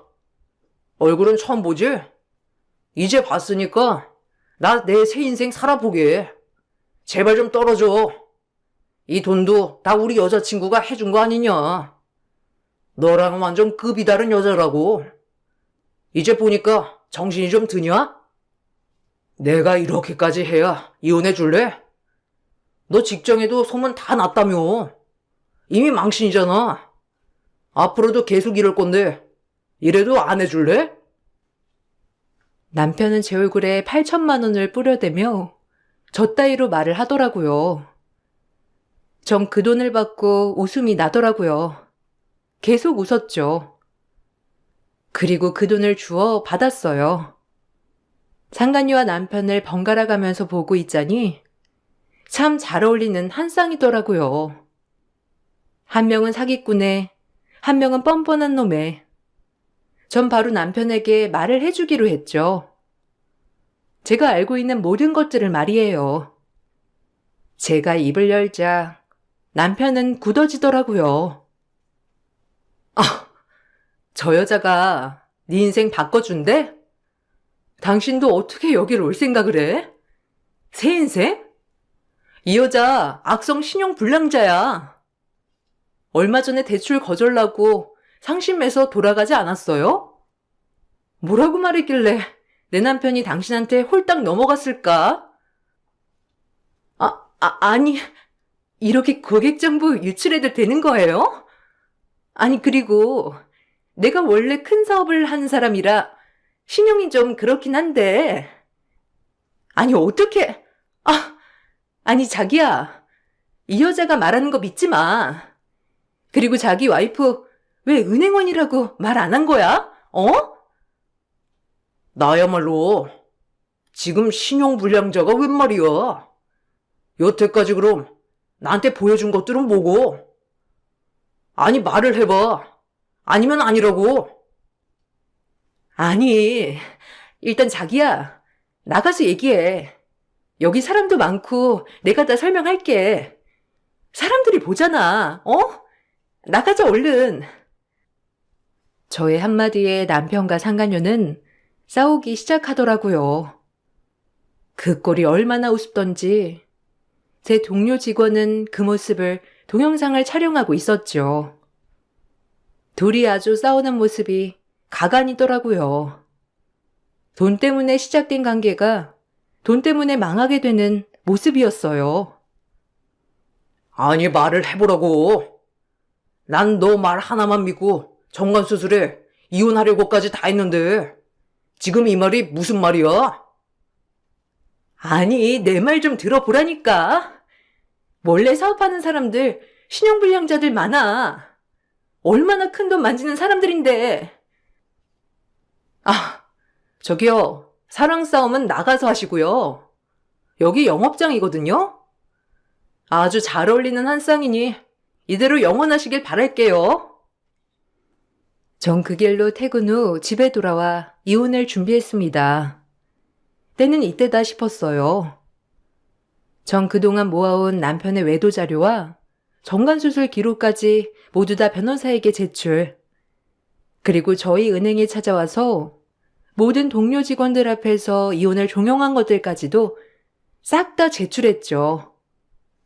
이제 너도 한번 불행해봐라 하면서 말이에요. 그렇게 소송을 진행했습니다.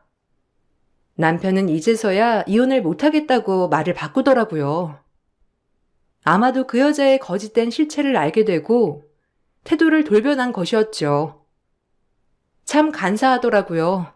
사람이란 말이에요. 이혼 못해. 아니, 그때 내가 잠깐 미쳐 있었나 봐. 뭐에 홀린 듯이. 정관수술 이거 그냥 바로 풀르기만 하면 된대. 그러니까 다시 한번 생각해보자. 너 절대 이혼 못한다고 했잖아.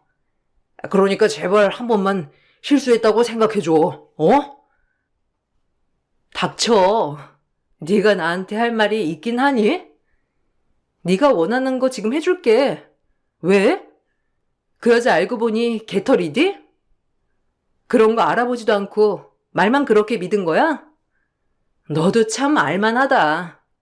아니, 고맙다. 차라리 이렇게 알게 해줘서. 그러니까 깔끔히 이혼해. 소송이야, 이제. 이 일이 있고 나서 시댁에서도 돌변하시더라고요. 더 얄밉고 싫었어요. 뻔뻔하기가 두 모자가 아주 똑같더라고요. 남 아프게 할 땐 그렇게 무자비하게 아프게 하더니 이제 와서는 비는 꼬락서니를 보니 정말 토악질이 나오더군요. 인간 같지도 않았어요. 얘, 네가 마음 좀 바꿔라. 애가 철이 없잖니. 그거 수술도 다시 할 수 있다던데 이번 기회에 정신 아주 차렸을 거야. 어머님도, 아니 아줌마도 그년 부자인 줄 알고 저한테 이혼 종용한 거 아닌가요? 더 이상 할 말 없고요. 찾아오지 마세요. 저 마음 안 변합니다. 그 어미의 그 아들이라더니 뻔뻔하기가 하늘을 찌르네. 무식한 인간들 같으니라고. 벌 받아야지 그냥. 전 지금이 가장 이혼이 적기라고 생각했기 때문에 미룰 필요가 없었어요. 그렇게 소송이 진행되었죠. 소송은 역시나 제가 원하는 대로 흘러가더라고요. 남편이 이혼을 하자고 했을 때부터 제가 모아온 자료를 다 제출했기 때문이죠. 그리고 상간녀 소송도 준비했습니다. 둘의 외도 기간이 3년 정도 되었기에 증명할 수 있는 사진들은 굉장히 많았습니다. 그리고 은행에 와서 협박한 것들도 증명자료가 되었죠. 다행히 친한 동료들도 증언을 해주었고요. 이것도 명예훼손으로 되더라고요. 상간녀는 제가 정보 유출을 했다며 저에게 역으로 소송을 걸었지만 약식 기소 명령되어 벌금형만 받았습니다. 저에게 절대 손해보는 장사는 아니었죠. 상간녀도 분하다는 듯이 저에게 악을 써댔지만 그 모습이 아주 웃기더라고요. 제발 용서해 달라니까. 남자가 실수 한 번도 못해? 너 진짜 그렇게 피도 눈물도 없는 애였어? 진짜 미안하다니까. 내가 불려우한테 홀려서는 그런 거라고. 우리 충분히 다시 시작할 수 있어. 내가 어떻게 이혼을 하겠어, 너랑. 내가 미안하다.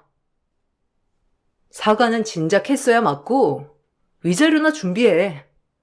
돈이 있을진 모르겠지만 알겠니? 어떻게든 다 받아낼 거니까 상간녀 보고도 위자료 똑바로 준비해라고 해도. 너 같은 인간한테는 자비도 아까우니까 더 이상 말 걸지 마. 변호사랑 얘기해. 알겠어? 법정에서 소송을 이어갔을 당시 상간녀와 남편은 싸우기도 하더라고요. 너무 웃겼죠. 서로 네 탓이니 지 탓이니 하며 싸우는 꼴을 보고 있자니 판사도 웃더라고요. 저도 참 어떻게 저런 인간이랑 결혼을 했는지 제 자체도 의문스러웠고요. 그렇게 모든 소송이 끝이 나고 전 남편에게 위자료와 상간녀에게 위자료를 받았어요. 상간녀도 저에게 싹싹 빌긴 빌었죠. 위자료 줄 돈이 없다면서 말이에요. 참 잘 어울리는 한 쌍을 그냥 둘까도 싶었지만 이렇게 모든 걸 끝마치고 나니 기분은 좋더라고요. 새 출발을 하기 위해서 말이에요. 참 웃긴 게 이혼을 하고 나니까 그렇게 암흑 같던 세상이 달리 보이더라고요. 그리고 절 아프게 한 모든 인간들이 벌을 받았다는 생각에 마음 한편이 후련하기도 했고요.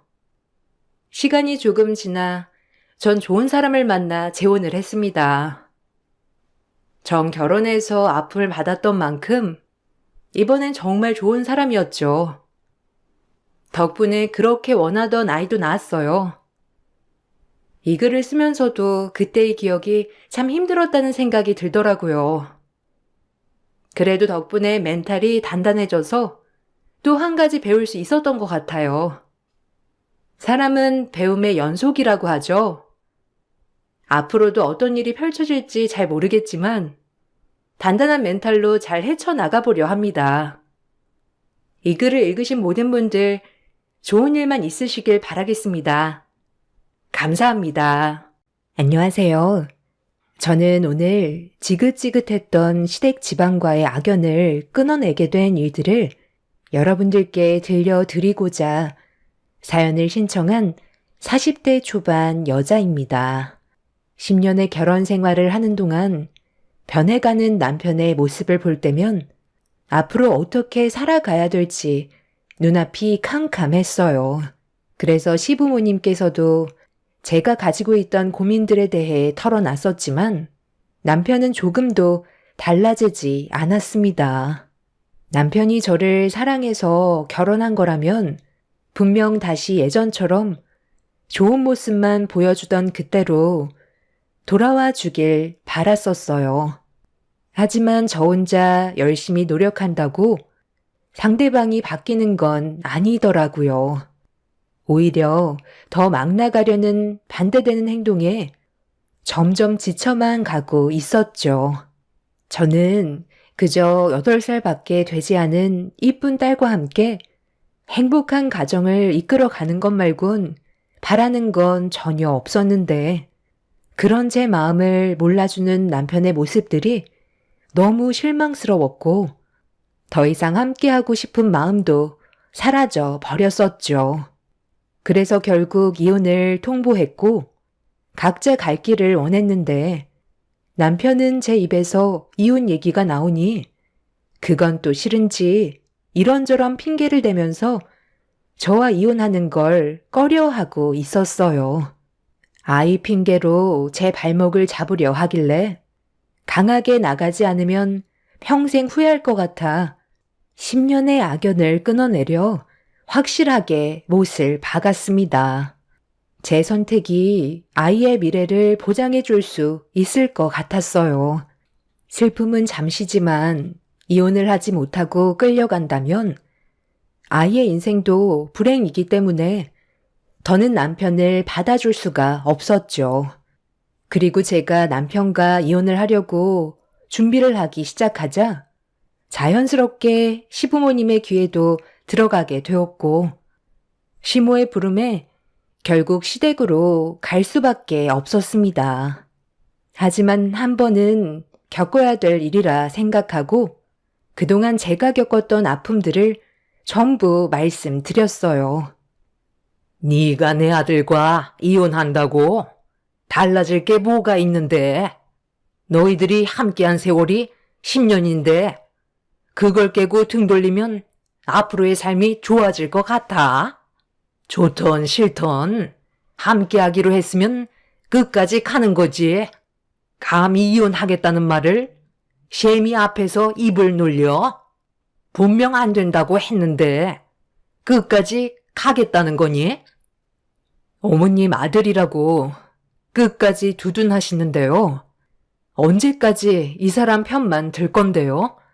어떻게 보면 어머님이 이런 상황을 전부 다 만든 거 아니에요? 제가 몇 번이나 이 사람한테 문제가 있다고 하소연을 했었는데요. 그런데 제 말은 조금도 들으려 하지 않고 지금까지 계속 이 사람 편만 들었잖아요. 저도 이제 지쳐서 견디지 못하겠어요. 저처럼 참고 사는 여자도 없을 거예요. 몇 번이나 부탁을 했었는데 달라지는 건 조금도 없었다고요. 어머님이 중간에서 이 사람을 제대로 잡아주셨다면 이렇게까지 되지는 않았겠죠. 매번 새로운 모습으로 저에게 충격을 주고 있는데 다음에는 또 무슨 일을 터뜨릴지 몰라 이제는 너무 두렵다고요. 절대 노름에는 손대지 않기로 약속까지 했었고 각서에다 녹음까지 받아놨었어요. 그런데도 달라진 게 있었나요?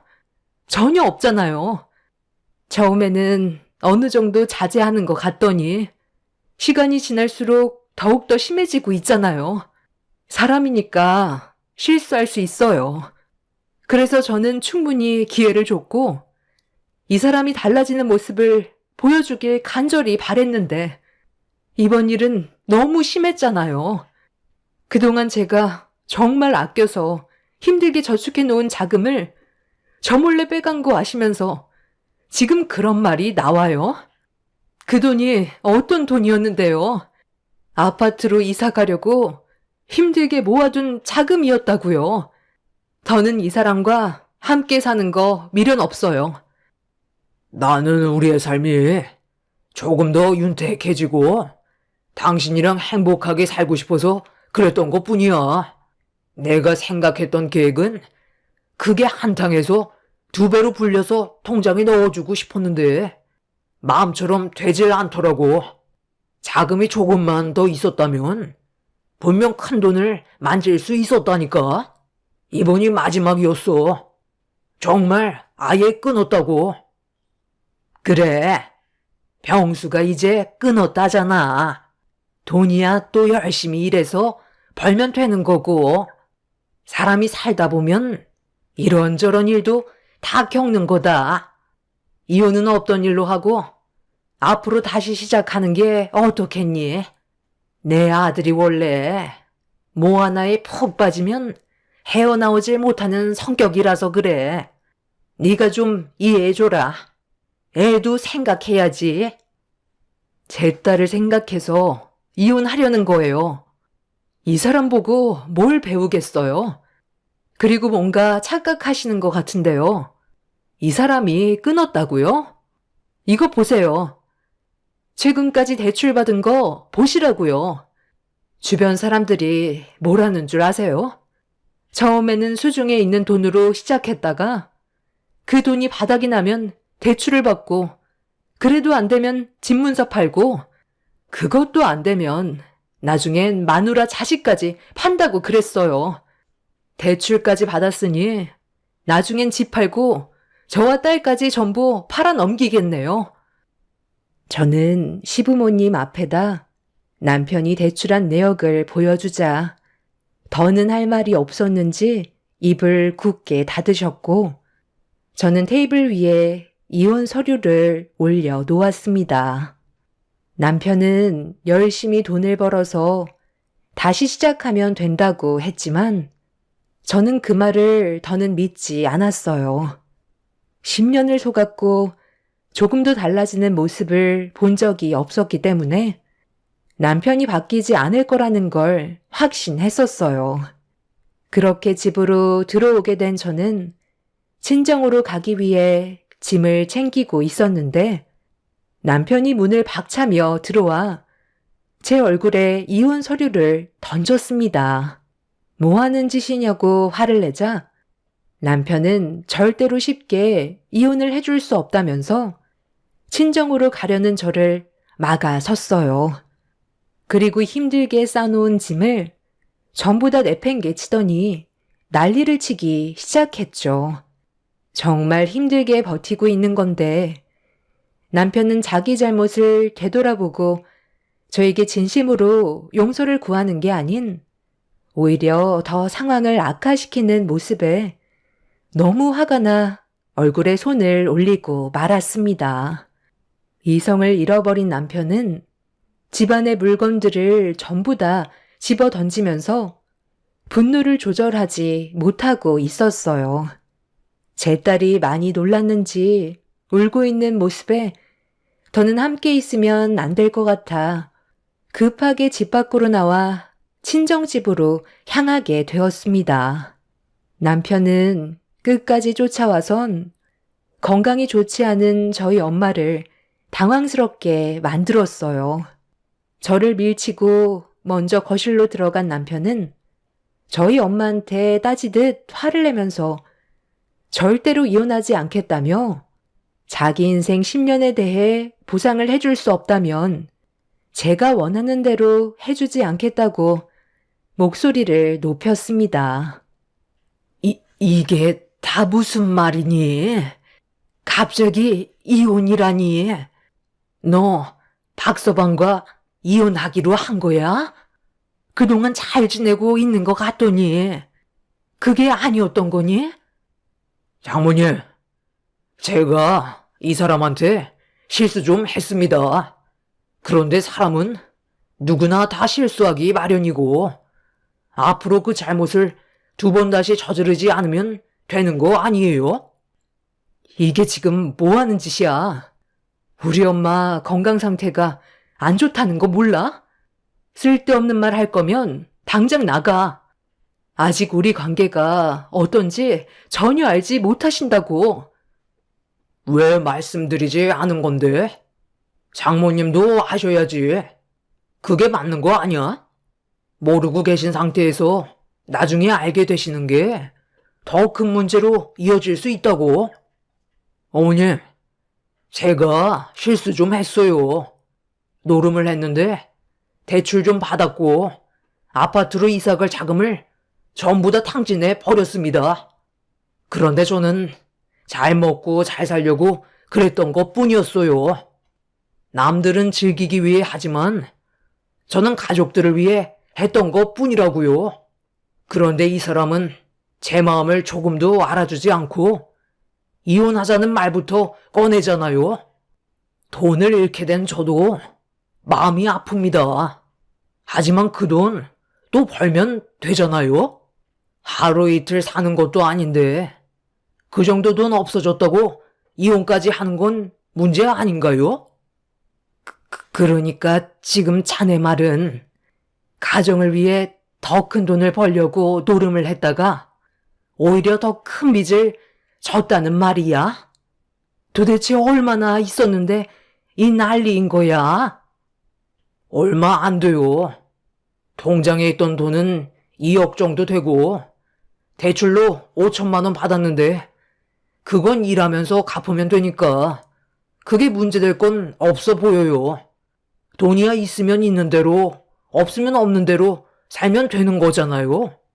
입에 풀칠만 하고 살아도 전혀 지장 없는데 이혼까지 하는 건 너무 하는 거 아닌가 싶어요. 장모님이 이 사람 좀 설득해 주세요. 남편의 말이 끝남과 동시에 엄마는 화장실로 들어가시더니 대야의 물을 한 바가지 퍼서 남편의 면상에 냅다 뿌려 버렸습니다. 그리고 남편에게 온 힘을 짜내 소리를 질렀어요. 당장 저와 이혼하라고 화를 내셨죠. 얼굴과 온몸이 젖어버린 상태로 당황해하는 남편을 향해 또다시 물을 한 바가지 퍼부었고 엄마가 난리를 치자 남편은 꼬리를 내리고 집 밖을 뛰쳐 나갔습니다. 문 밖에서 남편은 저희 엄마의 행동을 이해할 수가 없다면서 대화로 풀어가길 원했지만 엄마는 조금도 들어주지 않으셨어요. 너무 흥분하셔서 통증이 심해지셨는지 급하게 약을 드시고 방으로 들어가 힘겹게 자리에 누우셨어요. 엄마가 진정이 되실 때까지 저는 밖에서 기다렸고 그렇게 몇 시간 뒤 방문을 열고 나오신 엄마는 날이 가면 갈수록 안색이 많이 안 좋아지셔서 힘들어하고 계셨죠. 엄마는 위암 말기로 고통 속에 살고 계셔서 저희 부부 문제로 스트레스 받으실까봐 전혀 내색하지 않고 엄마한테 숨기고 있었어요. 세상 떠나실 날이 얼마 남지 않으셨는데 괜한 걱정 끼쳐드리고 싶지 않았습니다. 그런데 남편은 엄마의 몸 상태가 어떤지 뻔히 알면서 앞뒤 가리지 않고 문제를 더 크게 만들었어요. 이 일로 인해 엄마는 지속적으로 스트레스를 받으셨습니다. 엄마는 침착하게 저희 부부 관계가 어쩌다 이렇게까지 됐는지 물어보셨고 어쩔 수 없이 모든 걸 털어놓을 수밖에 없었습니다.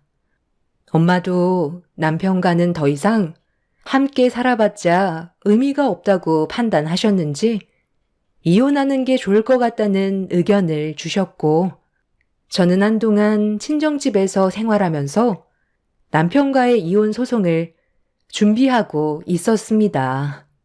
최대한 좋게 이혼을 하고 싶었지만 시부모님과 남편은 소송까지 가길 원하고 있었어요. 물고 늘어지려는 행동들 때문에 너무 힘이 들었었고 엄마의 건강까지 챙겨드려야 해서 정신이 없었습니다. 이혼 소송은 제가 생각했던 것보다 상당히 오랜 시간이 걸릴 것 같았어요. 엄마는 제가 이혼을 잘 할 수 있을지 걱정이 많으셨죠. 그렇게 하루하루 힘든 날들을 보내고 있던 어느 날, 엄마가 갑자기 쓰러지셨고, 119의 도움을 받아 응급실로 향했지만 많이 힘들어 보였어요. 위암 말기였던 엄마는 저와 함께 할 수 있는 시간이 많지 않다는 걸 느끼고 계셨는지 앞으로 독하게 살아야 한다면서 엄마도 먼저 세상을 떠나신 아빠 곁으로 떠나시려고 준비를 하셨어요. 너무 갑작스럽게 건강이 악화가 되다 보니 맨정신으로 버티는 게 너무 힘이 들었죠. 그동안 엄마와 함께했던 모든 추억들이 머릿속으로 스쳐 지나가고 못해드렸던 것만 떠올라 너무 마음이 아팠습니다. 엄마는 결국 오래 버티지 못하시고 며칠 뒤 꽉 잡은 제 손을 놓고 말았습니다. 엄마가 제 곁을 떠나셨다는 게 믿어지지가 않을 만큼 큰 충격을 받았고 헤어나올 수 없는 슬픔에 잠겨 오열을 하고 있는데 이 소식을 들은 시댁 식구들이 장례식장으로 찾아왔어요. 상대조차 하고 싶지 않아 최대한 신경 쓰지 않고 있었죠. 그래도 10년을 함께한 남편이라고 고인이 되신 저희 엄마를 위해 제가 신경 쓰지 못하는 것들을 챙겨 주었고 저는 그 모습을 묵묵히 지켜보고 있었습니다. 그런데 남편과 시부모님이 왜 저희 엄마 장례식장에 와서 일손을 도와줬는지 얼마 뒤 알 수 있었어요. 전혀 생각지도 못한 충격적인 일들을 저질러버려 할 말을 잃었고 그 사람들을 절대로 용서하고 싶지 않았어요. 엄마의 장례가 시작되고 분주하게 움직이던 남편과 시부모님은 쉬지 않고 전화기를 붙잡고 있었습니다. 무슨 일인지 정확히 알 순 없었지만 불안한 마음을 떨쳐낼 수가 없었어요. 그리고 몇 시간 뒤 모르는 분들이 한두 분 오시더니 상당히 많은 분들께서 끊임없이 장례식장으로 들어오셨습니다. 알고 보니 남편과 시부모님의 지인분들이었고 조용했던 엄마의 장례식은 상당히 시끌벅적해지고 있었죠. 그때까지만 해도 남편이 어느 정도 정신을 차리고 제대로 된 집안의 가장 역할을 해주려는 건지 착각하고 있었어요. 하지만 그 착각도 늦은 저녁이 되었을 때 왜 많은 사람들을 장례식장으로 불러 모았는지 알 수 있었습니다. 온몸이 지쳐있는 상태에서 엄마 영정사진 앞에 힘겹게 앉아 있었는데 잠깐 외출을 했던 시부모님과 남편이 큰 가방 하나를 가지고 들어왔어요. 그 모습을 멍하니 바라보고 있었는데 남편과 시부모님이 조이금함 앞에 앉아 무언가를 가방 안에 집어넣고 있었습니다. 저는 힘든 몸을 천천히 일으켜 무슨 일이냐고 남편한테 물어보는데 시부모님이 저를 가로막으시곤 다짜고짜 조이금을 전부 다 가져가겠다는 말을 하셨어요. 갑자기 그게 무슨 말이에요? 아직 장례식도 끝나지 않았는데 지금 뭐 하시는 거예요? 그래서 저희 엄마와 연관도 없는 분들을 장례식장에 부르신 거예요? 그게 뭐 어때서? 돈 벌 수 있는 절호의 기회인데 이때 아니면 언제 이 많은 현금을 만져보겠니? 어차피 거의 다 내 아들 평수 조문객이니까 전부 다 우리 거지. 너희들 이혼할 건데 서로 조심할 필요 없잖아. 지금 상황에서 이혼하면 불리한 건 우리 쪽인데 생돈 나가기는 아깝고 어느 정도 돈은 마련해야 되니까 너희 사돈 세상 떠났을 때 이용 좀 한 것뿐인데 이게 문제될 상황은 아니잖아. 아직까지 법적으로 너희들은 부부니까 어떻게 하든 상관없지. 이혼 소송 들어가면 나는 너한테 위자료를 줘야 될 텐데 나는 위자료를 받지도 못하잖아. 그리고 내가 너랑 함께 살아온 세월이 10년이야. 그동안 마음 편히 돈 써본 적이 없이 저축만 하고 살아왔었는데 나도 이참에 제대로 된 돈 좀 만져보면 안 되는 거야? 우리 계산은 똑바로 해야지. 그러니까 애초부터 네가 잘했으면 이런 일도 없잖아. 남편 대접 안 해주고 돈 좀 썼다고 이혼이나 하자고 억지를 부리고 있는데 내가 언제까지 당하고만 있을 거라 생각했어? 그래서 지금 엄마 장례도 끝나지 않았는데 조이그만 털고 있는 거야? 당신이 정말 끝을 보려고 작정했구나. 내가 아예 정신이 나가길 바라고 그러는 거지? 나도 양심이 있지. 설마 여기에 있는 돈 다 가져가겠소? 이 사람은 내가 모르는 사람인데 꼴랑 3만 원이 뭐냐? 최소한 5만 원은 넣어줘야 하는 거 아니야? 너랑 관계된 사람 같은데 이런 쫌팽이 같은 사람과는 인연을 만들지 않는 게 좋아. 너한테 득되는 게 하나도 없는 사람이라니까. 이건 너 가져가라. 남편은 저에게 돈 봉투를 던졌고 조이금을 가방 안에 전부 다 털어 넣었습니다. 너무 어이가 없어 할 말을 잃어버렸던 저는 그 모습을 멍하니 바라만 보고 있었죠. 시부모님께서는 가방 안에 들어가 있는 돈 봉투를 보곤 상당히 들떠 있으셨는지 여행 한번 다녀오자면서 서로 웃으며 떠들고 있었습니다. 남의 초상집에서 조금의 예절도 지키지 않는 그 사람들을 더 이상 용서해주고 싶지 않았어요. 남편은 바닥에 떨어져 있는 조이금 봉투를 주워 들더니 3만 원은 돈도 아니냐면서 썩은 미소로 저에게 다시 건네주길래 건네받은 뒤 남편의 면상을 향해 사정없이 휘둘렀어요.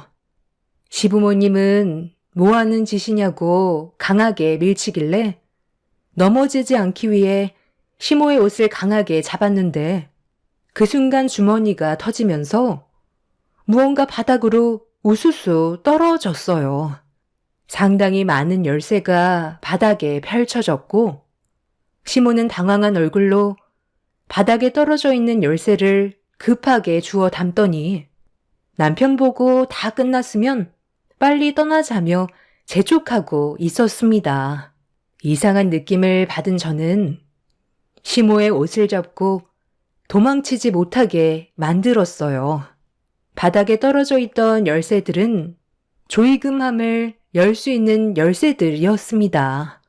어떻게 시부모님의 손에 들어갔는지 알 수는 없었지만 제가 그 시댁 식구들을 보내면 더 큰 피해가 생길 것 같아 도와달라고 비명을 지르면서 시모를 악착같이 붙잡았습니다. 남편은 제가 시모한테서 떨어지지 않으려 하자 마음이 급했는지 저에게 발길질을 했고 시부 또한 저를 향해 사정없이 발로 차기 시작했어요. 온몸이 부서질 것만 같은 고통이었지만 이를 악물고 그 사람들을 붙잡았습니다. 장례식장 안에 소란스러워지자 관계자분들과 장례를 치르고 있던 다른 분들이 모여들면서 저를 도와주셨어요. 그리고 잠시 뒤 경찰의 도움을 받아 남편과 시부모의 행동에 대해 조사를 하기 시작했고 충격적이게도 남편의 차에는 몇 개의 가방이 추가적으로 더 발견이 되었습니다. 그리고 그 안에는 상당히 많은 양의 조의금이 쏟아져 나왔죠. 알고 보니 관리실에 있던 열쇠를 몰래 훔쳐서 상주가 잠깐 자리를 비운 곳만 돌아다니며 조의금을 훔친 거였어요. 모두가 지쳐있는 상태에서 잠깐 잠이 들었을 때의 기회를 노려 범행을 저지른 거였죠. 모두의 허점을 노린 남편과 시부의 과감한 행동은 각 장례식장 안을 비추고 있는 CCTV를 가리는 치밀함까지 보이고 있었습니다. 결국 시부모와 남편은 법적인 처벌을 면하지 못하는 처지가 되어버렸고, 도망치기 위해 저에게 발길질을 멈추지 않았던 그 사람들에게 상해죄를 물어 위자료 청구 소송과 남편과 이혼까지 일사천리로 진행을 할 수가 있었습니다. 엄마의 장례식장이 끝난 이후 큰 피해를 보게 될 뻔했던 다른 상주분들께선 저에게 금전적인 보상을 해주려 했지만 받지 않았어요. 저도 똑같이 당할 뻔한 처지였고 누구라도 그 상황이었으면 똑같이 했을 거라 생각했기 때문에 보상을 받지 않았죠. 그런데 남편과 시부모는 여기서 끝난 게 아니라 더 큰 계획을 저지르고 있었습니다. 남편이 장례식장 관계자인 척 연기를 하면서 장례 중인 상주의 집만 골라 범행을 저질렀고, 집을 비운 틈을 타 집 안으로 들어가 값비싼 금품들을 훔치고 있었다는 게 CCTV에 고스란히 포착이 되어 있었습니다. 모든 범행을 인정한 남편은 알고 보니 노름으로 인한 대출빚을 갚기 위해 저지른 범행이었죠. 추가적인 범행이 가중처벌을 받게 되었고, 그 사람들은 징역을 면하지 못하게 되었습니다. 저 또한 남편과 엮여있는 모든 걸 정리하고 다른 지역에서 새 출발을 하려는데 10년 전에 남편과 결혼을 했을 때의 반지가 서랍에서 발견이 되었어요. 모든 상황들이 너무 정신이 없이 흘러가서 하고 싶은 말도 하지 못해 면회를 하게 되었죠. 이게 뭔 줄 알아? 당신이랑 내가 10년 전에 함께 주고받았던 결혼 반지야.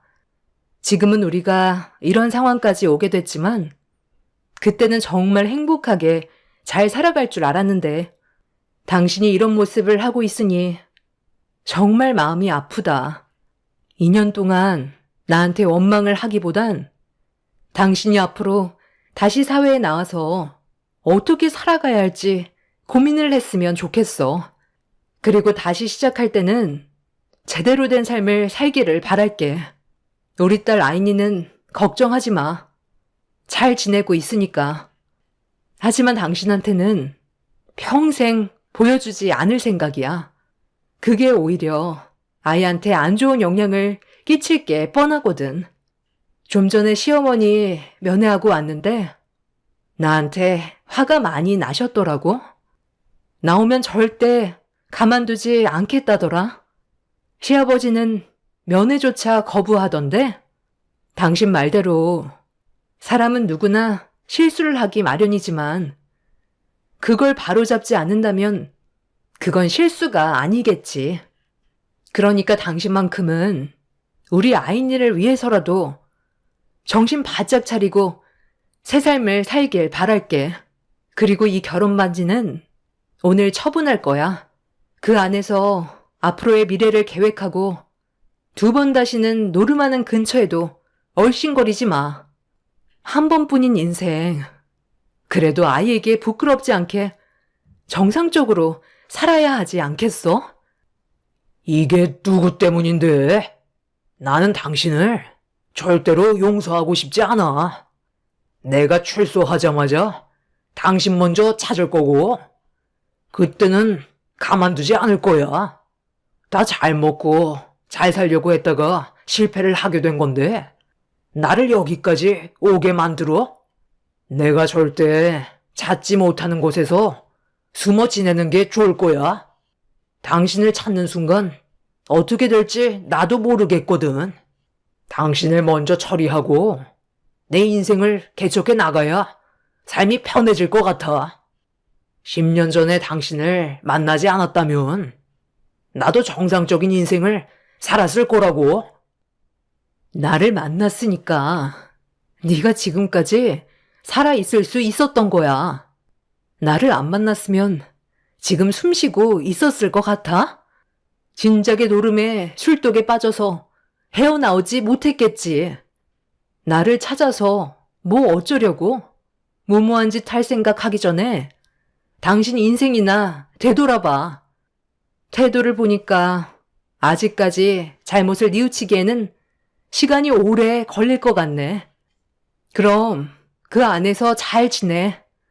평생 동안 당신이 찾을 수 없는 곳에서 내 딸과 행복하게 살아갈 거니 우리 걱정은 안 해도 될 거야. 남편은 저에게 상당히 분노하고 있었지만 저는 조금도 두렵지 않았습니다. 그 사람보다 제가 가진 게 훨씬 많았으니까요. 아직 2년이라는 시간이 남았고 그 시간 안에 저와 제 딸은 그 사람들이 찾을 수 없는 곳으로 떠날 생각입니다. 그동안 정말 힘들었는데 이렇게 악연을 끊어내고 나니 제 속이 너무 후련하네요. 무언가 꽉 막혀 있던 게 뚫리는 것 같은 느낌입니다. 세상에는 절대로 만나지 말아야 될 사람이 있다고 하죠. 노름과 술과 여자에 빠져 있는 사람들은 무조건 걸러야 된다고 했는데 저는 그렇게 하지 못했고 힘든 시간들을 버텨왔지만 지금이라도 새롭게 시작할 수 있다는 거에 감사할 뿐입니다. 앞으로 제 딸과 함께 행복을 위해 앞만 보며 뛰어가려 합니다.